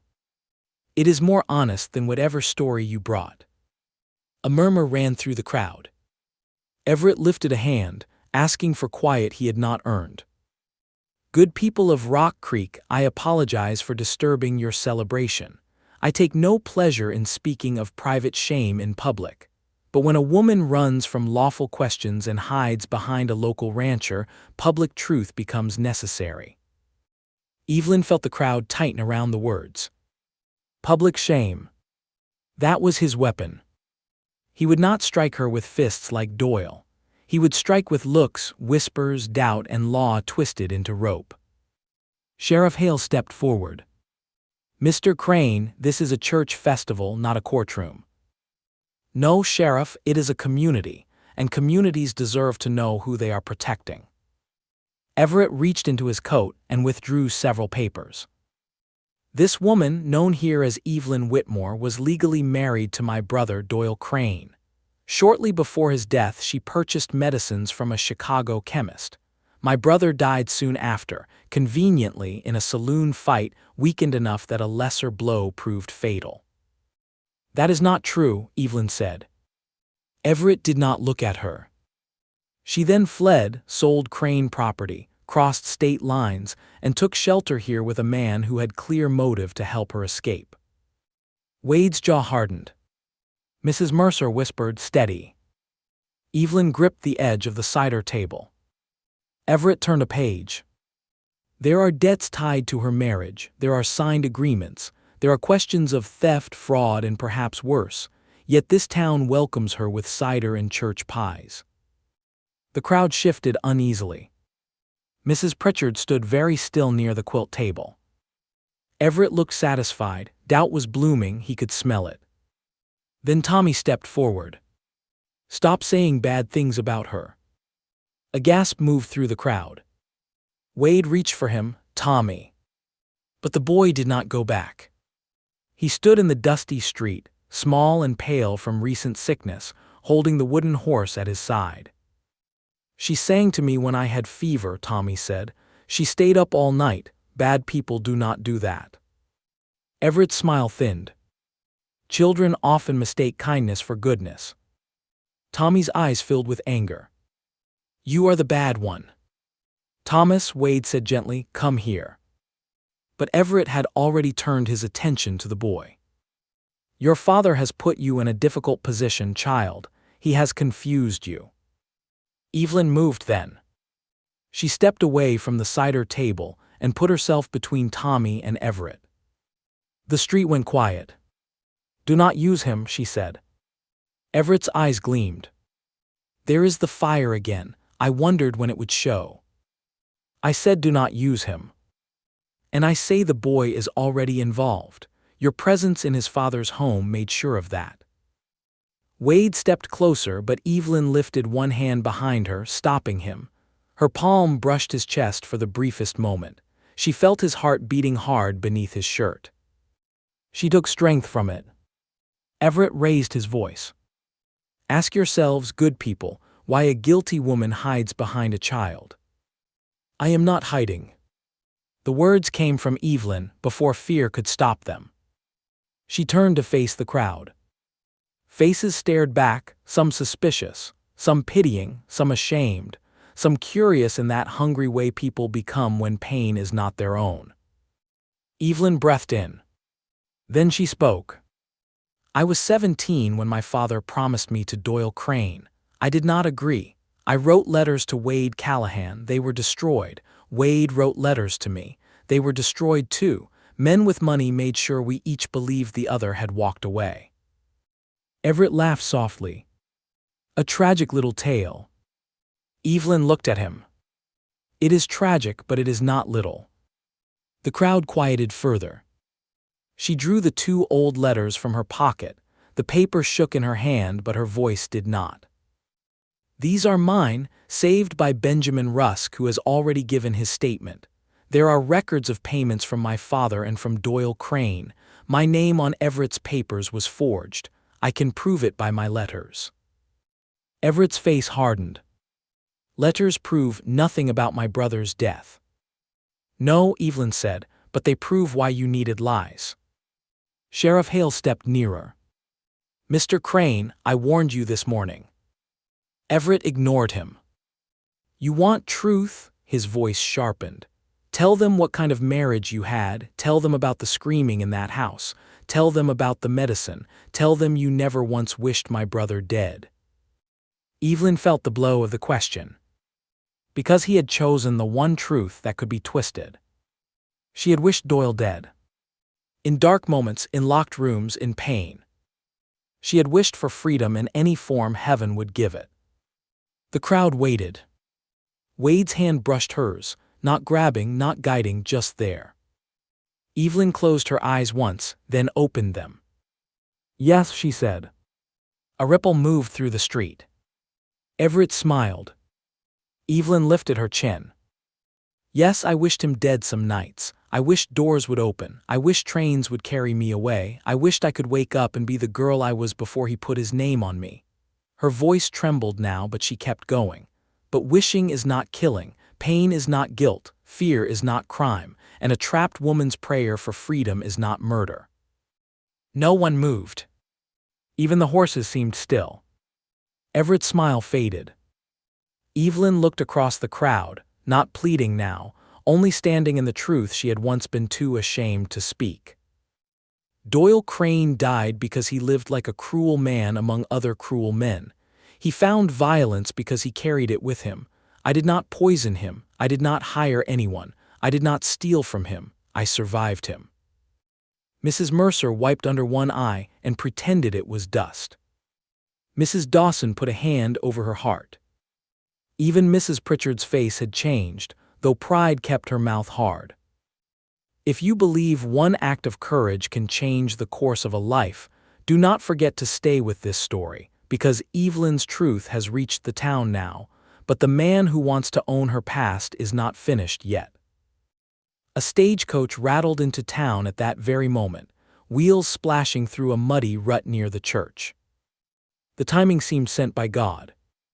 Every head turned. The coach door opened, and a gray-haired man in a travel-stained suit stepped down, carrying a leather case.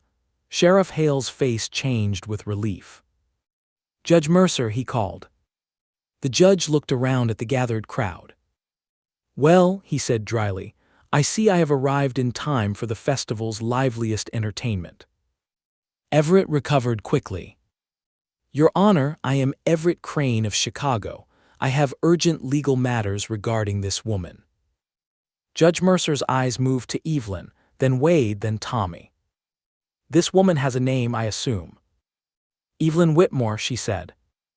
Everett snapped Evelyn Crane. Wade's voice followed, steady and firm. "Evelyn Whitmore." The judge raised one eyebrow. "I see the first matter is already before us." Sheriff Hale approached with the ledger and statements. "Your Honor, you need to read these before hearing Mr. Crane." Everett stepped forward. "I object to this frontier circus." Judge Mercer looked at him over his spectacles. "You are welcome to object after I understand what you are objecting to." A few townspeople almost laughed, then caught themselves. Everett's face darkened. The judge took the papers and moved to a nearby table. The crowd waited as he read. Minutes passed, each one stretching thin as wire. Evelyn stood with Tommy pressed against her side and Wade beside them both. At last, Judge Mercer closed the ledger. His face was grave. "Mr. Crane," he said, "these records suggest serious misconduct involving male interference, coercion, and possible forgery." Everett's voice turned cold. "They suggest nothing proven." "True," the judge tapped the forged signature, "but they suggest enough that Mrs. Whitmore will not be removed from this town under your authority." A breath swept through the crowd. Evelyn almost fell with relief. Wade's hand closed around hers. Everett looked around and saw the moment slipping from him. The public shame he had planned had turned against him. So he reached for something uglier. "If she stays," he said loudly, "ask Wade Callahan what he is willing to lose for her. Ask whether his son's home is worth a ruined woman with blood questions following her." Wade stepped forward. The crowd held its breath. For a moment, Evelyn feared Everett had finally found the word that would draw Wade into anger. Instead, Wade took Tommy's wooden horse from the boy's hand and held it gently. Then he looked at the town. "This ranch, my cattle, my name, every board I ever hammered into my house, none of it means more than the people standing beside me. Evelyn came here with nothing but truth and bruised courage. My son saw her heart before any of us did. If that makes me a fool in your eyes, then remember me as a fool." His eyes shifted to Evelyn. "But I will not lose her again, because a coward speaks loudly." Evelyn's heart broke open. Not with pain this time. With something warm, terrifying, and alive. Everett's face twisted. "You will regret this." Judge Mercer stood. "No, Mr. Crane, I suspect you will." Before anyone could move, one of Everett's men slipped toward the horses, reaching into a saddlebag. Wade saw it. So did Sheriff Hale. "Stop there," the sheriff ordered.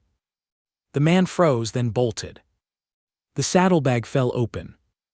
A bundle of papers spilled into the dust.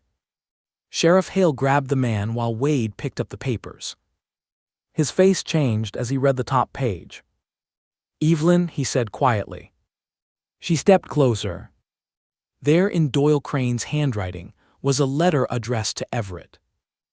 "If my wife runs west after I am gone, use the signed forms. Her father's debt gives us claim enough. If Callahan interferes, ruin him through the bank first." The town went silent. Everett lunged for the paper. Wade pulled it back. Judge Mercer's voice cut through the square. "Sheriff, arrest Mr. Crane." Everett stepped back, eyes wild now. This is not over. But for the first time, he did not sound powerful. He sounded afraid. And as Sheriff Hale reached for him, Everett twisted free and ran toward the far end of the street, where his horse still waited. Wade handed Tommy to Mrs. Mercer and moved after him. Evelyn grabbed his arm. "Wade." He looked back. In his eyes she saw the man he had become. Angry, yes, protective, yes, but no longer ruled by the wound. "I am not going to hurt him," Wade said. "I am going to make sure he cannot hurt you." Then he ran. And Evelyn stood in the middle of Rock Creek's Harvest Festival, surrounded by spilled cider, fallen papers, and a town finally waking to the truth, praying that justice would reach Everett Crane before fear found another way to steal everything again. Everett Crane ran like a man who had never expected to be chased. His fine coat snapped behind him as he cut through the crowd, knocking into a cider barrel and sending tin cups clattering across the dusty street. Women pulled children out of his path. A fiddler dropped his bow. The whole festival seemed to break apart around him in a rush of cries, hoof stamps, and sudden fear. Wade moved after him, fast and controlled. He did not shout. He did not draw his gun. He only ran with his eyes fixed on the man who had come to Rock Creek thinking money could bend truth, law, and human hearts to his will. Evelyn took one step after them, but Mrs. Mercer caught her arm. "No, child. He will get away. Not from Wade." That was exactly what frightened Evelyn. Not because she doubted Wade's strength, because she knew how pain could turn a good man's hands into something he would regret later. Sheriff Hale pushed through the crowd behind Wade, while Judge Mercer stood near the church table holding Doyle Crane's letter with a face like carved stone. The judge had seen enough men like Everett in his years on the bench, men who smiled while others suffered. Men who thought the law was a locked door only they had the key to. Tommy pressed against Evelyn's side. "Is Pa going to fight him?" Evelyn put one arm around him. He is going to stop him. But will he come back? The question was small, but it carried every fear a child could hold. Evelyn looked down at him. His fever had left him weak, and his face still had that pale, delicate look sickness gives children after a hard night. Yet his fingers were tight around the wooden horse Wade had carved. He was trying to be brave because the adults around him needed him to be. She knelt in the street, not caring who watched. "Your pa is coming back," she said, "and so are we, all of us." Tommy searched her face. "You promise?" This time, Evelyn did not leave a door open. "I promise." The words settled between them with the weight of a vow. Down the street, Everett reached his horse and grabbed the reins. One of his men had already been seized by two ranchers and dragged toward the sheriff's office. The other had vanished between the livery stable and the feed store. Everett cursed, trying to swing into the saddle, but fear made him clumsy. Wade caught him before his boot found the stirrup. He grabbed the back of Everett's coat and pulled him down hard enough to send the man stumbling against the hitching rail. Everett turned with a sharp cry and swung his fist. Wade caught the blow on his forearm, then shoved him back. "Stand down," Wade said. Everett's face twisted. "You think you have won because these dust-born fools clapped for a sad woman's tale." Wade said nothing. That silence made Everett angrier. "She will ruin you," Everett spat. "Women like her bring misery wherever they go. My brother knew it, her father knew it. Somewhere inside you know it too." Wade's hands curled. For one dangerous second the old wound rose in him. Evelyn could see it even from where she stood. She saw the rage of 5 stolen years, the nights he had believed himself betrayed, the mornings he had risen alone to raise a child and work a ranch with a heart full of ash. Everett saw it too. He smiled, bloody at the corner of his mouth. "That is it," Everett whispered. "Show them what she makes men become." Wade stepped closer. The crowd held its breath. Then Tommy's voice rang out. "Pa, come back." It was not loud, but it cut through everything. Wade stopped. His shoulders rose and fell once. Then he looked over his shoulder and found his son standing beside Evelyn in the middle of the street. Evelyn did not call to him. She did not beg. She only stood there with Tommy's hand in hers, trusting the man Wade was more than the pain Everett wanted to wake. Slowly, Wade released Everett's coat. "You are not worth teaching my son the wrong lesson," he said. Sheriff Hale arrived a breath later and seized Everett by the arm. Everett struggled. "This is unlawful." Judge Mercer's voice came from behind the gathered crowd. "No, Mr. Crane, running from a lawful arrest in front of a judge, a sheriff, and half the town was unwise. Unlawful is a word we will discuss when you have counsel." Everett looked around and finally understood. The town he had tried to use as a weapon had become a witness. Mrs. Dawson stood with her hands clasped at her chest, eyes wet. Benjamin Rusk watched from beside the post office, guilt and relief fighting across his old face. Mrs. Pritchard stood near the quilt table, pale and silent, no longer eager to speak. Sheriff Hale bound Everett's hands. As he was led away, Everett turned one last time toward Evelyn. "You think freedom will make you clean?" A murmur of shock moved through the crowd. Evelyn felt Tommy flinch. Wade moved, but Evelyn touched his sleeve. "No," she said softly, "let me answer." She stepped into the street. The sun had climbed high now, bright over the roofs of Rock Creek. Dust shone in the air. The festival banners lifted in a light wind. Evelyn could feel every eye on her, but for the first time their watching did not make her smaller. It made her stand straighter. "I was always clean," she said. Everett's face hardened. "Your brother made me afraid, my father made me powerless, you tried to make me ashamed, but none of you made me dirty." Her voice strengthened. "I carried pain, I carried silence, I carried a name I never chose, but I never carried guilt for the cruelty of men who should have known better." The town was silent. Evelyn turned then, not just to Everett, but to every person who had whispered, judged, or wondered. I am done hiding from what was done to me. If that truth makes you uncomfortable, then let it change you before it changes another woman's life. Mrs. Mercer nodded once, proud and fierce. Then Mrs. Dawson began to clap. Softly at first. One clapped, then another. The sound spread unevenly. Not everyone joined. Some looked away. Some shifted with shame. But enough hands came together that the silence broke, and with it broke the last hold Everett Crane had over her in that street. Everett was pulled toward the sheriff's office, his fine coat stained with dust. Wade crossed the street to Evelyn. He stopped close enough that she could see the tremor in his hand before he hit it. You were brave, he said. So were you. His eyes flicked toward Tommy. I almost was not. But you were. Tommy ran into his father's arms then.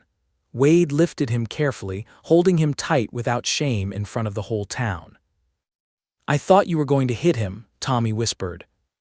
Wade closed his eyes. I thought so too. Why didn't you? Wade looked at Evelyn over the boy's shoulder. Because someone reminded me what kind of man I want you to remember. Tommy seemed to consider that. Evelyn. Wade nodded. And you. The boy smiled faintly. Then I helped catch him. Despite everything, Wade laughed. The sound was rough, small, and beautiful. Evelyn had heard him laugh with Tommy before, but never like this. Never with the weight leaving his chest. Never with a piece of the young man she had loved rising through the years like sunlight through cloud. The harvest festival did not return to normal after that. How could it? The pie contest began late. The fiddle music came back slowly. People spoke in quiet clusters, looking often toward the sheriff's office. Judge Mercer reviewed documents at a church table while Sheriff Hale sent a rider to Laramie with copies of the ledger, the forged papers, and Doyle's letter. Yet something in Rock Creek had shifted. A few women approached Evelyn, not all at once and not always smoothly. Mrs. Dawson came first and hugged her without asking too many questions. You did right, she whispered, and I am sorry I watched before I listened. Evelyn held her tightly. Then the blacksmith's wife brought her a slice of peach pie and said, You look like you forgot to eat. A young mother with a baby on her hip touched Evelyn's hand and said only, My sister had a husband like that. She never got away. That nearly undid Evelyn. Not because the words were long, but because they were honest. Mrs. Pritchard came last. She stood stiffly before Evelyn, twisting a handkerchief between her fingers. I have been unkind, she said. Evelyn waited. Mrs. Pritchard swallowed. I thought I was guarding decency. I fear I was only guarding my pride. The apology was not warm, but it was real enough. Evelyn nodded. Pride guards many doors that kindness should open. Mrs. Pritchard's mouth trembled. Yes, she said, I suppose it does. By late afternoon, Tommy had grown tired. Wade carried him to a bench beneath the church elm, and Evelyn followed with a cup of cider. The boy leaned against his father's side, eyes heavy, wooden horse resting in his lap. Evelyn, he murmured. Yes, sweetheart. Can we still have pie? Wade laughed again. Evelyn smiled, and for one blessed moment, the world felt simple. Yes, she said, we can still have pie. If this moment made you believe that love can heal more than one heart at a time, stay close to the story. Because Evelyn has won her voice in Rock Creek, but Wade still has one truth hidden in his own heart. The sun began to lower, turning the street gold. Lanterns were lit one by one. The festival softened into evening and the sharp edge of the day faded.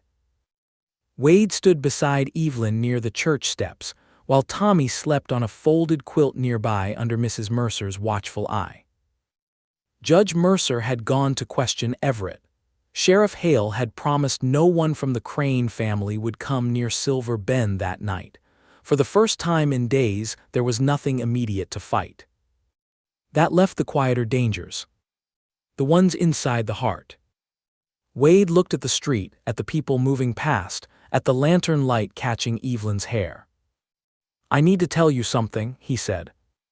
Evelyn turned. His face had grown serious, but not cold. "What is it?" He reached into his vest and pulled out the faded picture of her. The glass was still cracked from the day he had dropped it, the young girl's face divided by thin lines. Evelyn's breath caught at the sight. "I told you I kept it to remind myself never to trust love again." Yes. That was partly true. He held the picture carefully, as if it were fragile enough to cut him.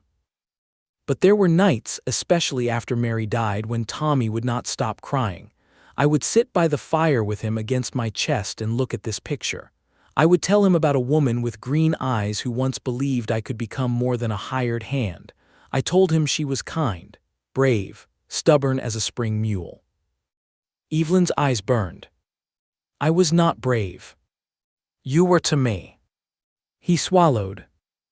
"I told him if heaven was merciful, she would come back someday. I never thought you would. I thought I was telling him a fairy tale because I could not bear the truth." Tommy's words at the station returned to her. "Pa said you would come back wearing white." Evelyn's voice broke softly. "That is why he knew me." Wade nodded. "I made him wait for a ghost." "No," she whispered, "you kept love alive in the only way you knew how." His eyes lifted to hers. "Evelyn, I have been unfair to you. I was angry because it was easier than admitting I still loved you. I blamed you because blaming your father and Crane meant admitting I had lost years I could never get back." She stepped closer. "We both lost them." "I know," his voice lowered, "but I do not want to lose what is left." For a moment the noise of the festival faded. The fiddle music became distant, the lanterns blurred into warm stars. Wade took her hand. Not in secret. Not in a storm. Not while fear forced them together. In public, in daylight fading to evening, before a town that had seen their pain and would now see their choice. "I cannot ask you to forget what you survived," he said. "I cannot give back the years. I cannot promise I will never be afraid." "I'm afraid too," Evelyn whispered. "Then maybe we start there. With fear. With honesty." His thumb brushed gently over her knuckles. "Come home to Silver Bend tonight, not because you have nowhere else, not because Tommy needs you, not because Crane is after you. Come because you want to, and if tomorrow you decide you need space, I will take you wherever you ask. If you decide I am too wounded, too slow to trust, I will accept it. But tonight I want you under my roof because you choose us." Evelyn looked toward Tommy sleeping nearby, then at the little wooden horse in his hand, then back at Wade. The answer rose in her with such quiet certainty that it felt less like a decision and more like coming home to herself. "I choose you," she said, "both of you." Wade's eyes closed for a second, as if those words hurt and healed him at the same time. Then he lifted her hand and pressed his lips to her knuckles. It was not a grand kiss, not the kind whispered about behind curtains. It was gentle, reverent, and far more powerful because of all it did not demand. Mrs. Mercer watched from the bench with a knowing look. "About time," she muttered. Evelyn laughed through tears. Wade smiled. But before the moment could settle fully, Sheriff Hale came out of the office fast, his face grim. The judge followed behind him. Wade turned at once. "What happened?" Sheriff Hale removed his hat. "Everett Crane is in custody, but he sent a wire before the festival, to the bank in Cheyenne." Evelyn felt Wade's hand tighten around hers. Judge Mercer's expression was grave. "He has challenged your ranch note, Mr. Callahan. Claimed Silver Bend was purchased partly with funds owed to the Crane estate through Whitmore debt." "That is false," Wade said. "I believe you," the judge replied, "but the bank may freeze your accounts until the matter is settled." Tommy stirred on the bench. Evelyn's heart dropped. Wade looked toward the darkening North Road, where Silver Bend waited under the evening sky. The ranch was still standing.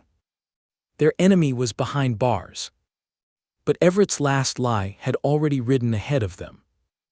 And before the night was over, they would have to decide whether love could survive losing the very home where it had finally begun again. The ride back to Silver Bend was quieter than any storm. Lantern light faded behind them as Rock Creek disappeared into the dark. The festival music became a thin memory carried by the wind, then nothing at all. Only the sound of hooves, leather creaking, and Tommy's sleepy breathing broke the silence.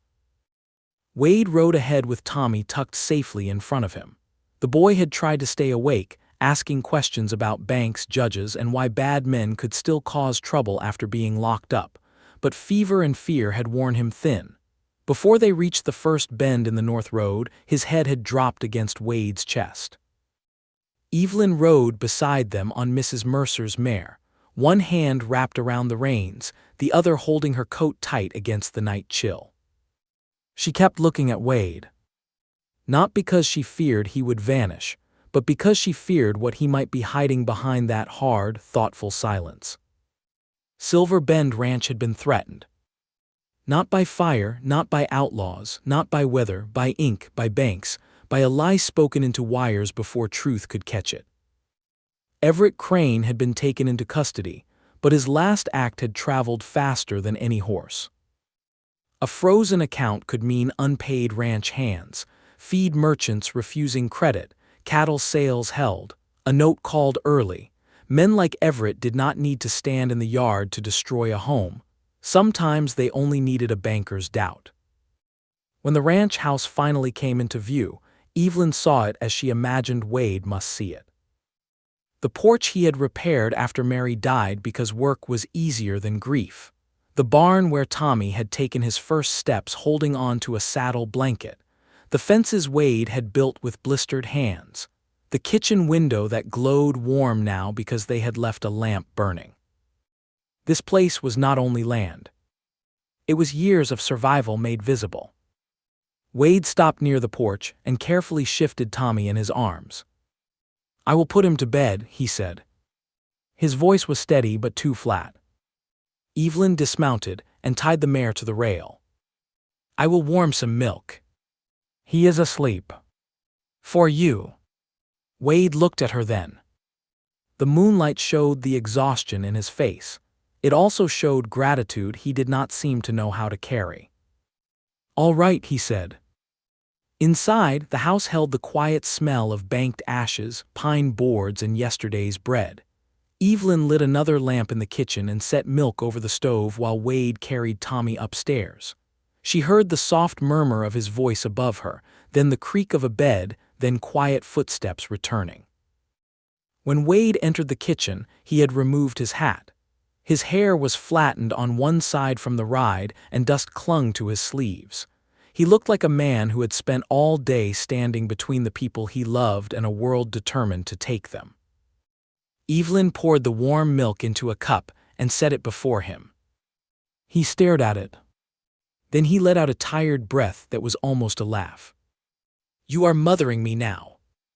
"No," she said, "I am keeping you from falling over." "That may be worse." "Drink." He drank. The simple act made something in her chest soften. After all the public declarations, all the danger, all the legal words and town whispers, here they were in a quiet kitchen, trying to stay standing. Wade set the cup down. "I need to ride to Cheyenne at first light." Evelyn had expected it, but the words still tightened around her heart. "To the bank?" "Yes, if Everett sent that wire, I need to speak before his lie grows roots." "I am coming with you." "No." The answer came too quickly. Evelyn's eyes narrowed. "Wade, you have been dragged through enough. And you think I will sit here while you fight a lie built around my name?" He rubbed both hands over his face. "I think Tommy needs someone here.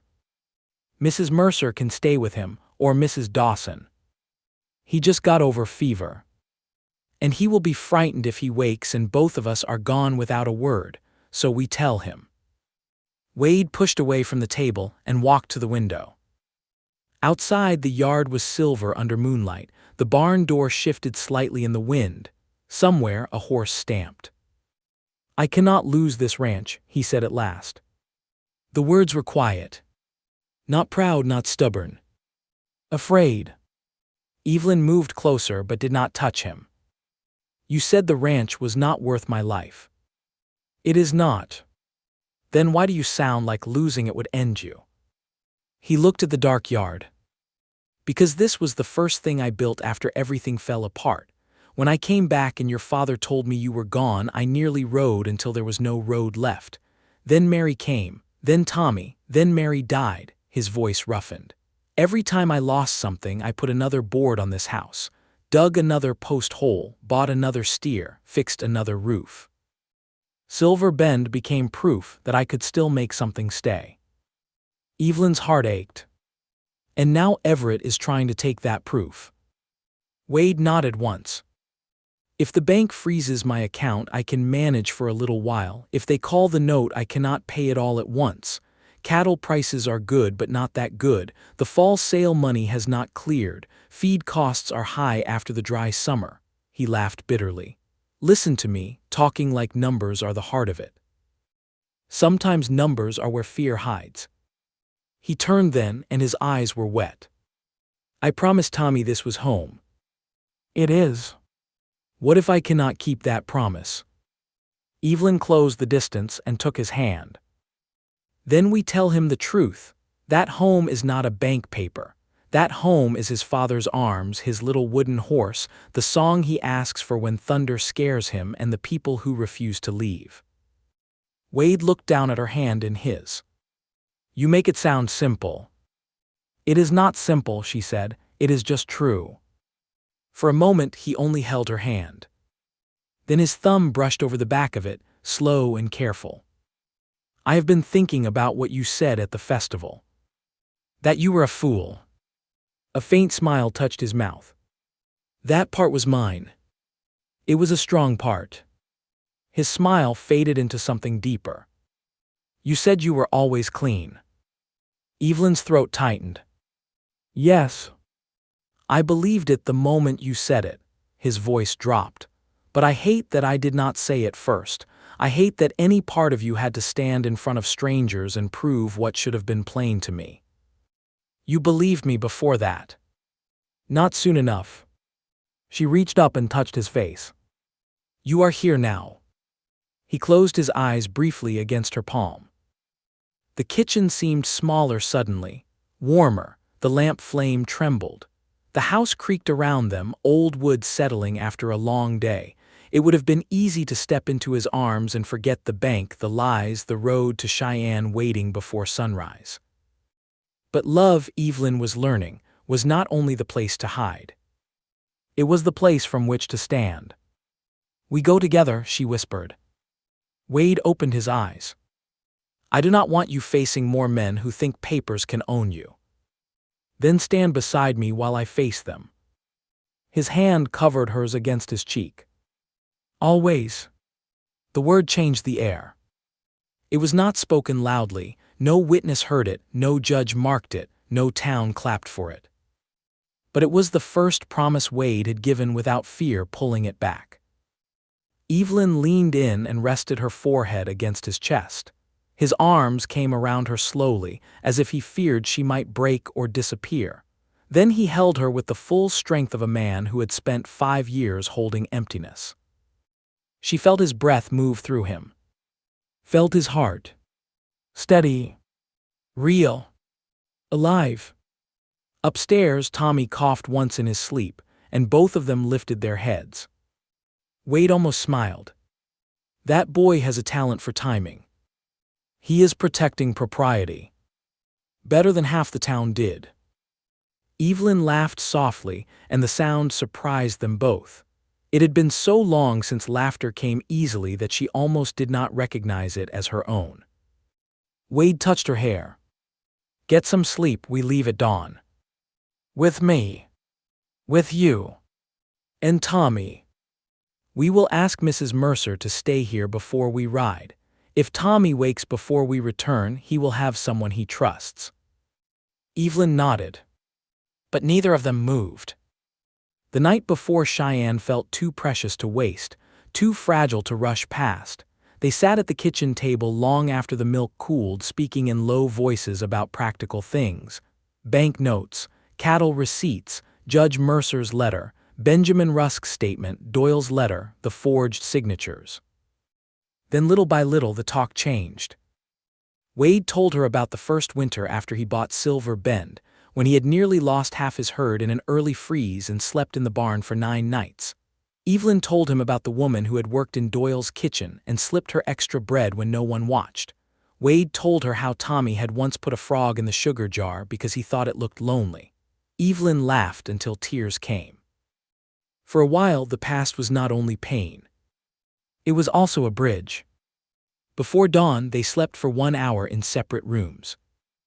At first light, Wade rode to town and returned with Mrs. Mercer in the wagon. She carried a carpet bag, a basket of biscuits, and the expression of a woman who had been expecting this since yesterday. "You two look like death warmed over," she said as she stepped down. "Good morning to you too," Wade replied. Mrs. Mercer looked at Evelyn. "If the bank man tries to frighten you, sit straight and speak less than he expects. Men like that become nervous when a woman does not hurry to explain herself." "I will remember." Tommy came onto the porch wrapped in his quilt, hair sticking up in every direction. "You are going without me." Wade crouched. "Only to Cheyenne and back." "That is far. Far enough for you to stay here and get strong." Tommy looked at Evelyn. "You promised Pa would come back." "I did. Do you promise you will come back too?" Evelyn knelt before him. This time the answer came easy. "Yes." Tommy held out the wooden horse. "Take him, he helps." Evelyn accepted the little horse with care. "I will bring him home." Tommy nodded with the grave trust of a child handing over treasure. Then he reached for Wade and hugged him hard. "If the bank is mean, tell them we live here." Wade closed his eyes and kissed the top of his son's head. "I will." The ride to Cheyenne took most of the morning. The town rose from the plains bigger and louder than Rock Creek, with brick buildings, busy streets, telegraph wires, wagons, and men in suits who did not smell of horse or hay. Evelyn felt small as they tied the horses outside the bank, but then Wade's hand found the small of her back, steady and warm. Judge Mercer had sent a letter ahead. Sheriff Hale had wired a warning after discovering Everett's plot. Still, banks moved slowly when truth needed speed and quickly when doubt smelled profitable. Inside, the bank smelled of ink, varnish, and cold money. A thin man with gold spectacles greeted them without warmth. "Mr. Callahan, Mrs. Crane." Evelyn stiffened. Wade's voice turned hard. "Miss Whitmore." The banker looked down at his papers. "That matter appears disputed." Evelyn set Tommy's wooden horse gently on the polished desk. The banker blinked at it. "This is not a nursery, madam." "No," Evelyn said. "It is a place where a child's home is being threatened by a lie. I thought you should see who your caution will hurt first."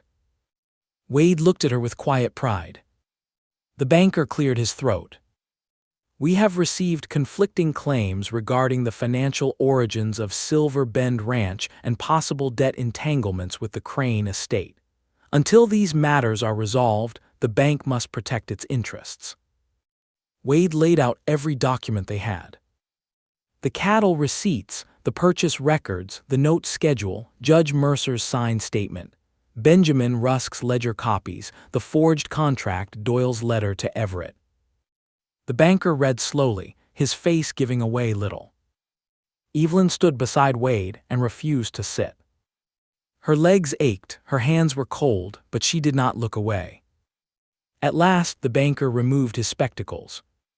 "This is serious." "Yes," Wade said, "it is." The bank will need formal confirmation from the territorial court. How long? 2 weeks, perhaps more. Wade's face darkened. My fall sale account. Temporarily held. My payroll. Also held. Evelyn felt Wade go still beside her. The banker folded his hands. Unless you can provide a guarantor acceptable to the bank. Wade gave a bitter smile.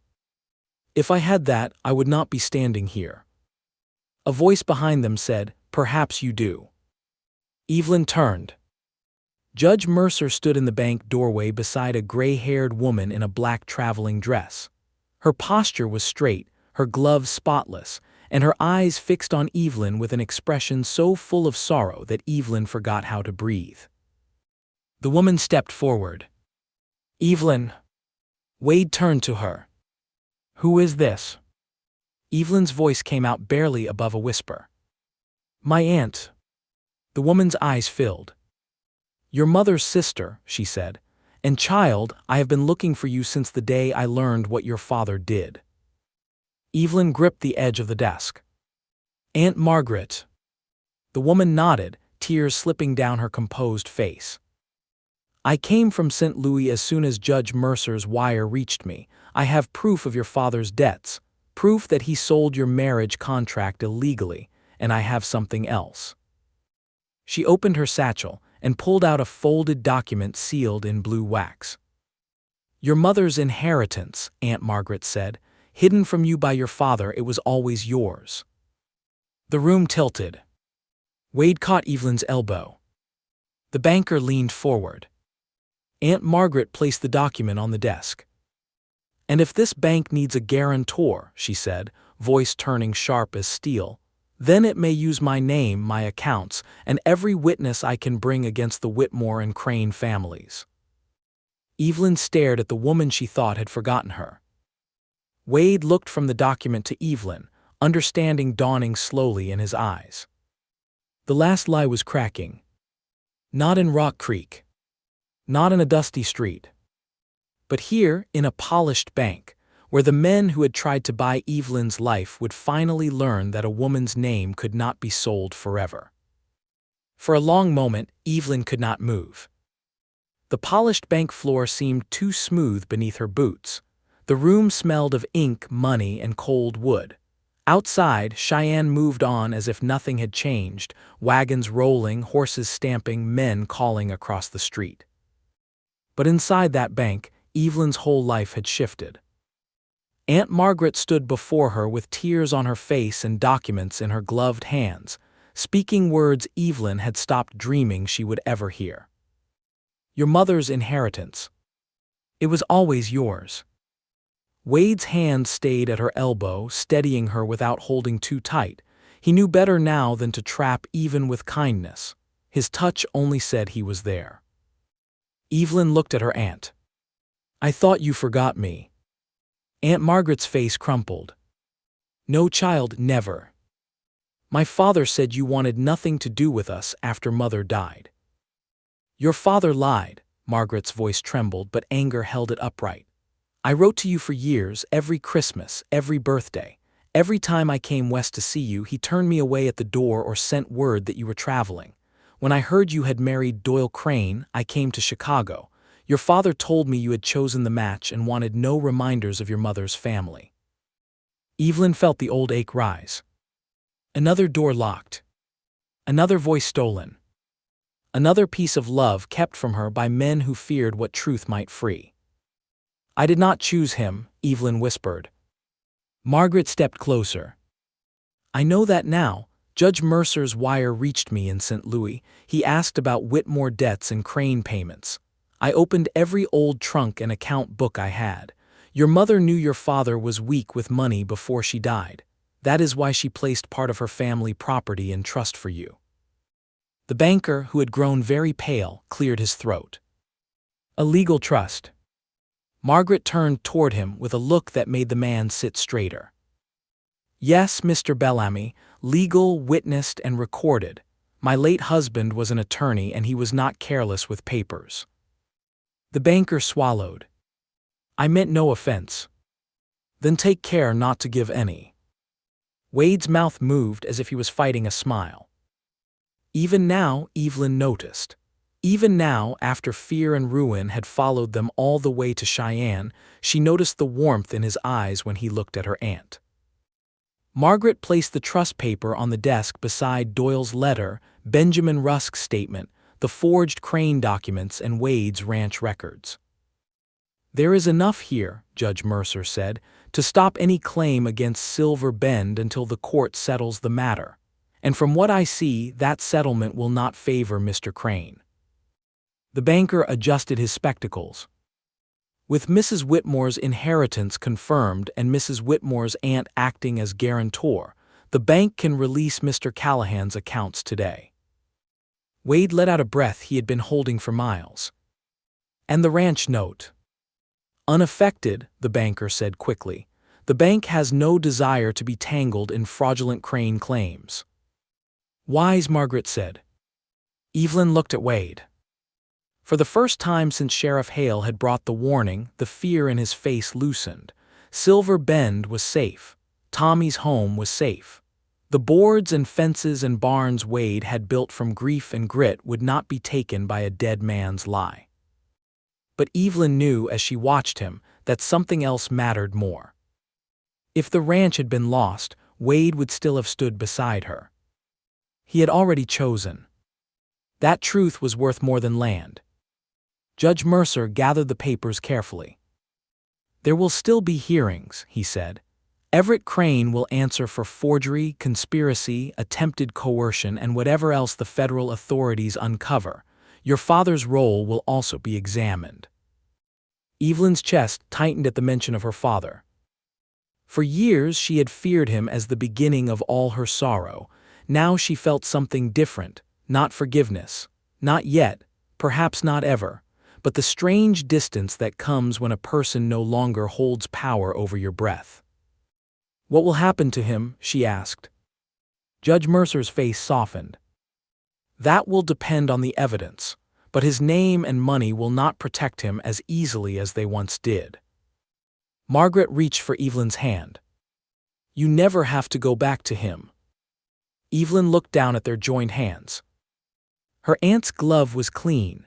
Evelyn's fingers were rough from ranch work, marked by years of survival, flour, rains, fever, cloths, and fear. Yet Margaret held her as if she were precious.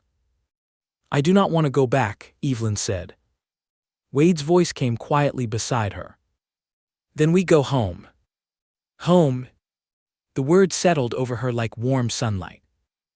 Not Chicago, not her father's house. Not the room where Doyle Crane had taught her to listen for footsteps with dread. Home meant Silver Bend. A small boy with a wooden horse. A kitchen lamp left burning. A scarred cowboy learning to trust again. A life not perfect, not untouched by pain but chosen. They left Cheyenne before afternoon faded. Margaret insisted on following in a hired carriage with Judge Mercer, who needed to return to Rock Creek for Everett's formal hearing. The banker shook Wade's hand too many times, as frightened men do when they realize they have nearly wronged someone who can prove it. Wade said little until they reached open road. Then he looked at Evelyn. "You all right?" She breathed in the clean prairie air. "I do not know yet." "That is fair. I feel like I have been carrying a locked box inside my chest for years, and today someone opened it. But I do not know what is inside." Wade nodded. "Maybe you do not have to know all at once." She looked at him, grateful for the gentleness of that answer. The road stretched before them, wide and golden. Autumn had touched the grass. The sky was blue after days of storm, and the wind carried the scent of sage. Evelyn held Tommy's wooden horse in her lap the whole ride, running her thumb over its crooked leg. By the time Silver Bend came into view, the sun was lowering behind the hills. Tommy was waiting on the porch. Mrs. Mercer stood behind him with her arms crossed, but the boy must have been watching the road for a long time because he saw them before anyone called out. He jumped from the porch and ran into the yard, quilt flying behind him like a cape. "Pa," he shouted, Evelyn. Wade swung down first and caught him before he could slip in the mud. Easy, partner. Did you tell the bank we live here? Wade laughed, lifting him high. We did. And did it listen? It listened after Evelyn's aunt spoke to it like a schoolteacher with a ruler. Tommy's eyes widened as Margaret's carriage rolled into the yard. I have an aunt too. Evelyn climbed down, the wooden horse in her hand. She is my aunt. Tommy considered this seriously. Can she be mine a little? Margaret, who had just stepped from the carriage, pressed one hand to her heart. I would be honored. That was all it took. Tommy ran to her and began explaining every important thing about the ranch at once. The barn door stuck in winter. The rooster was mean. Evelyn sang best when thunder came. His pa made the wooden horse but said the crooked leg gave him character. Margaret listened as if each detail were a treasure. Wade stood beside Evelyn and watched them.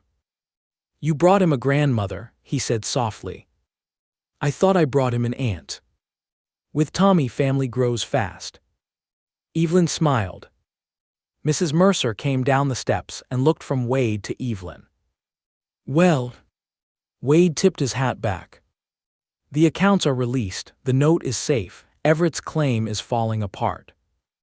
Mrs. Mercer nodded once, satisfied. Good, supper is almost ready, and that boy has asked for you every 5 minutes since noon. Only every 5, Wade asked. I lied to spare you.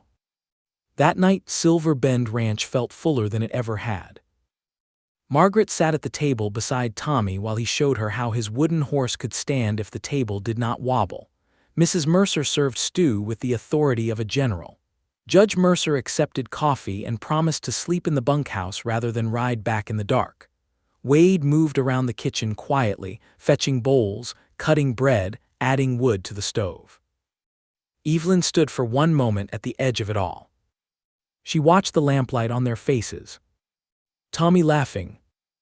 Margaret wiping tears when she thought no one saw. Mrs. Mercer pretending not to care while caring about everything.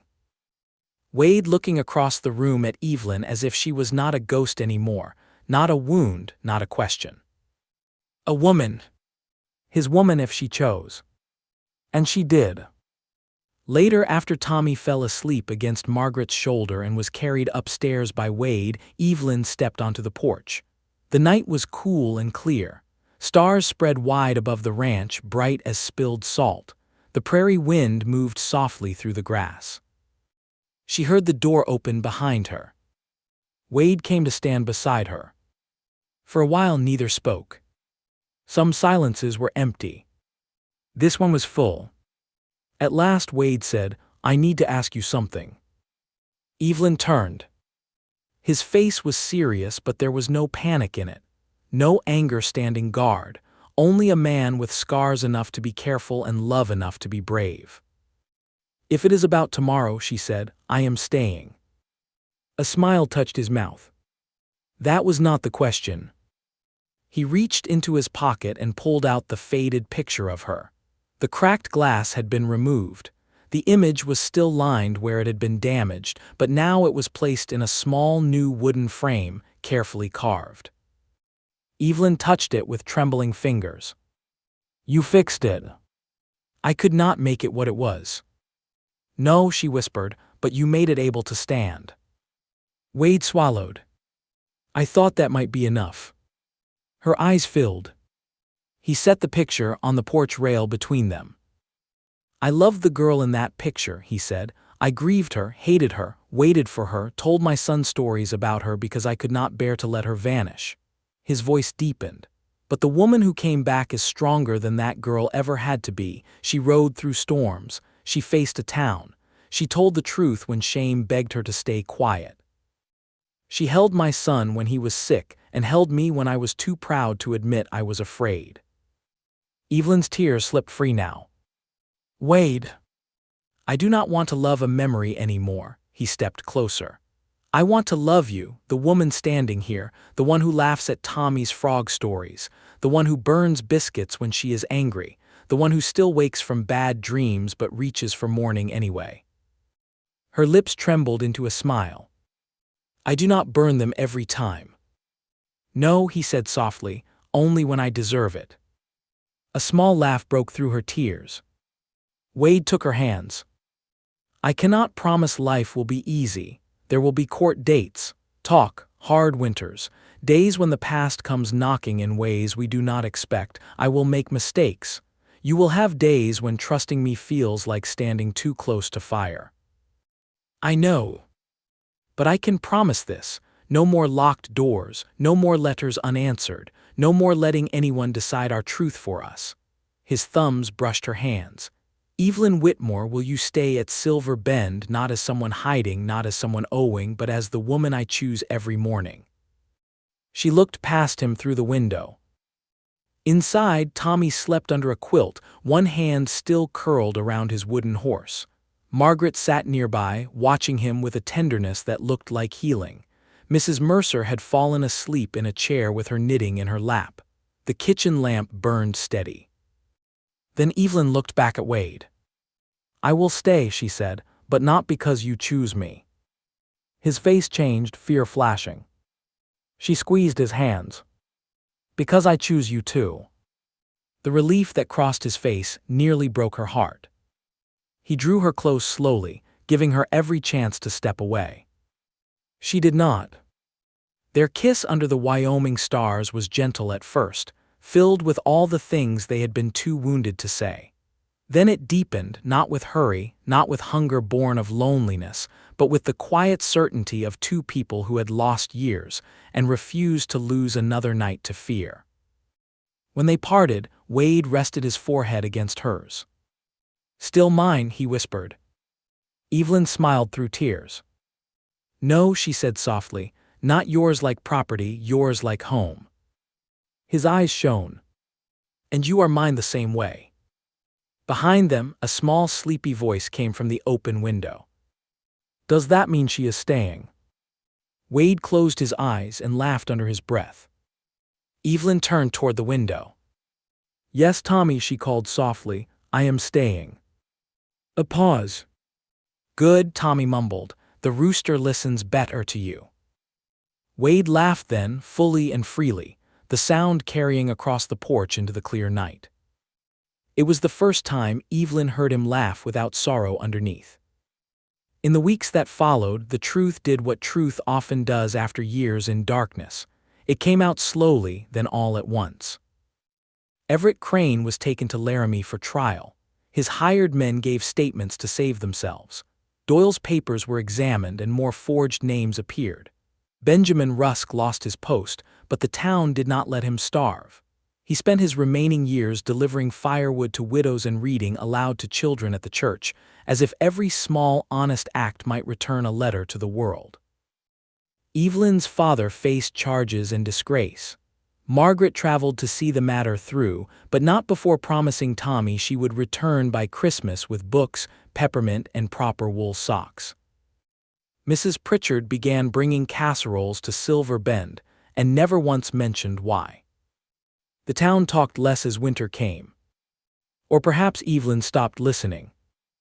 At Silver Bend, life did not become perfect. Real life never does. Some nights, Evelyn woke sweating from dreams of locked rooms. Some days, Wade grew quiet when old guilt rose in him.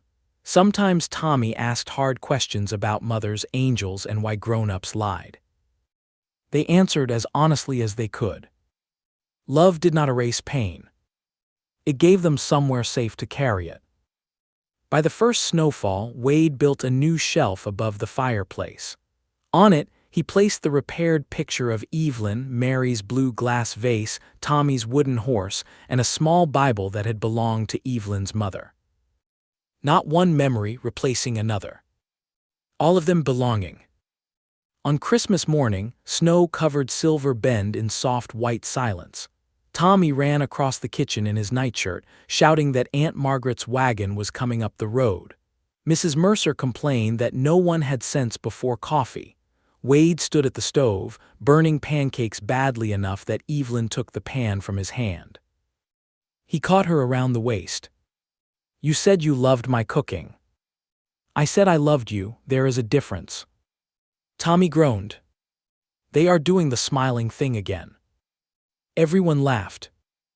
Evelyn looked around the warm kitchen at flour on the table, snow on the windows, Wade's hand at her waist, and Tommy trying to sneak a broken pancake to the dog. 5 years had been stolen. But not all her life. Not her name. Not her heart. Not the future waiting beyond the door. And when Wade leaned close and whispered, "Welcome home, Evelyn," she finally believed the word belonged to her. Outside, the Wyoming wind moved over the white fields. Inside, the little wooden horse stood proudly on the shelf, crooked leg and all, watching over a family that had been broken, tested, and remade. And in the house Wade built from grief, the woman in the white dress was no longer a ghost from an old story. She was home,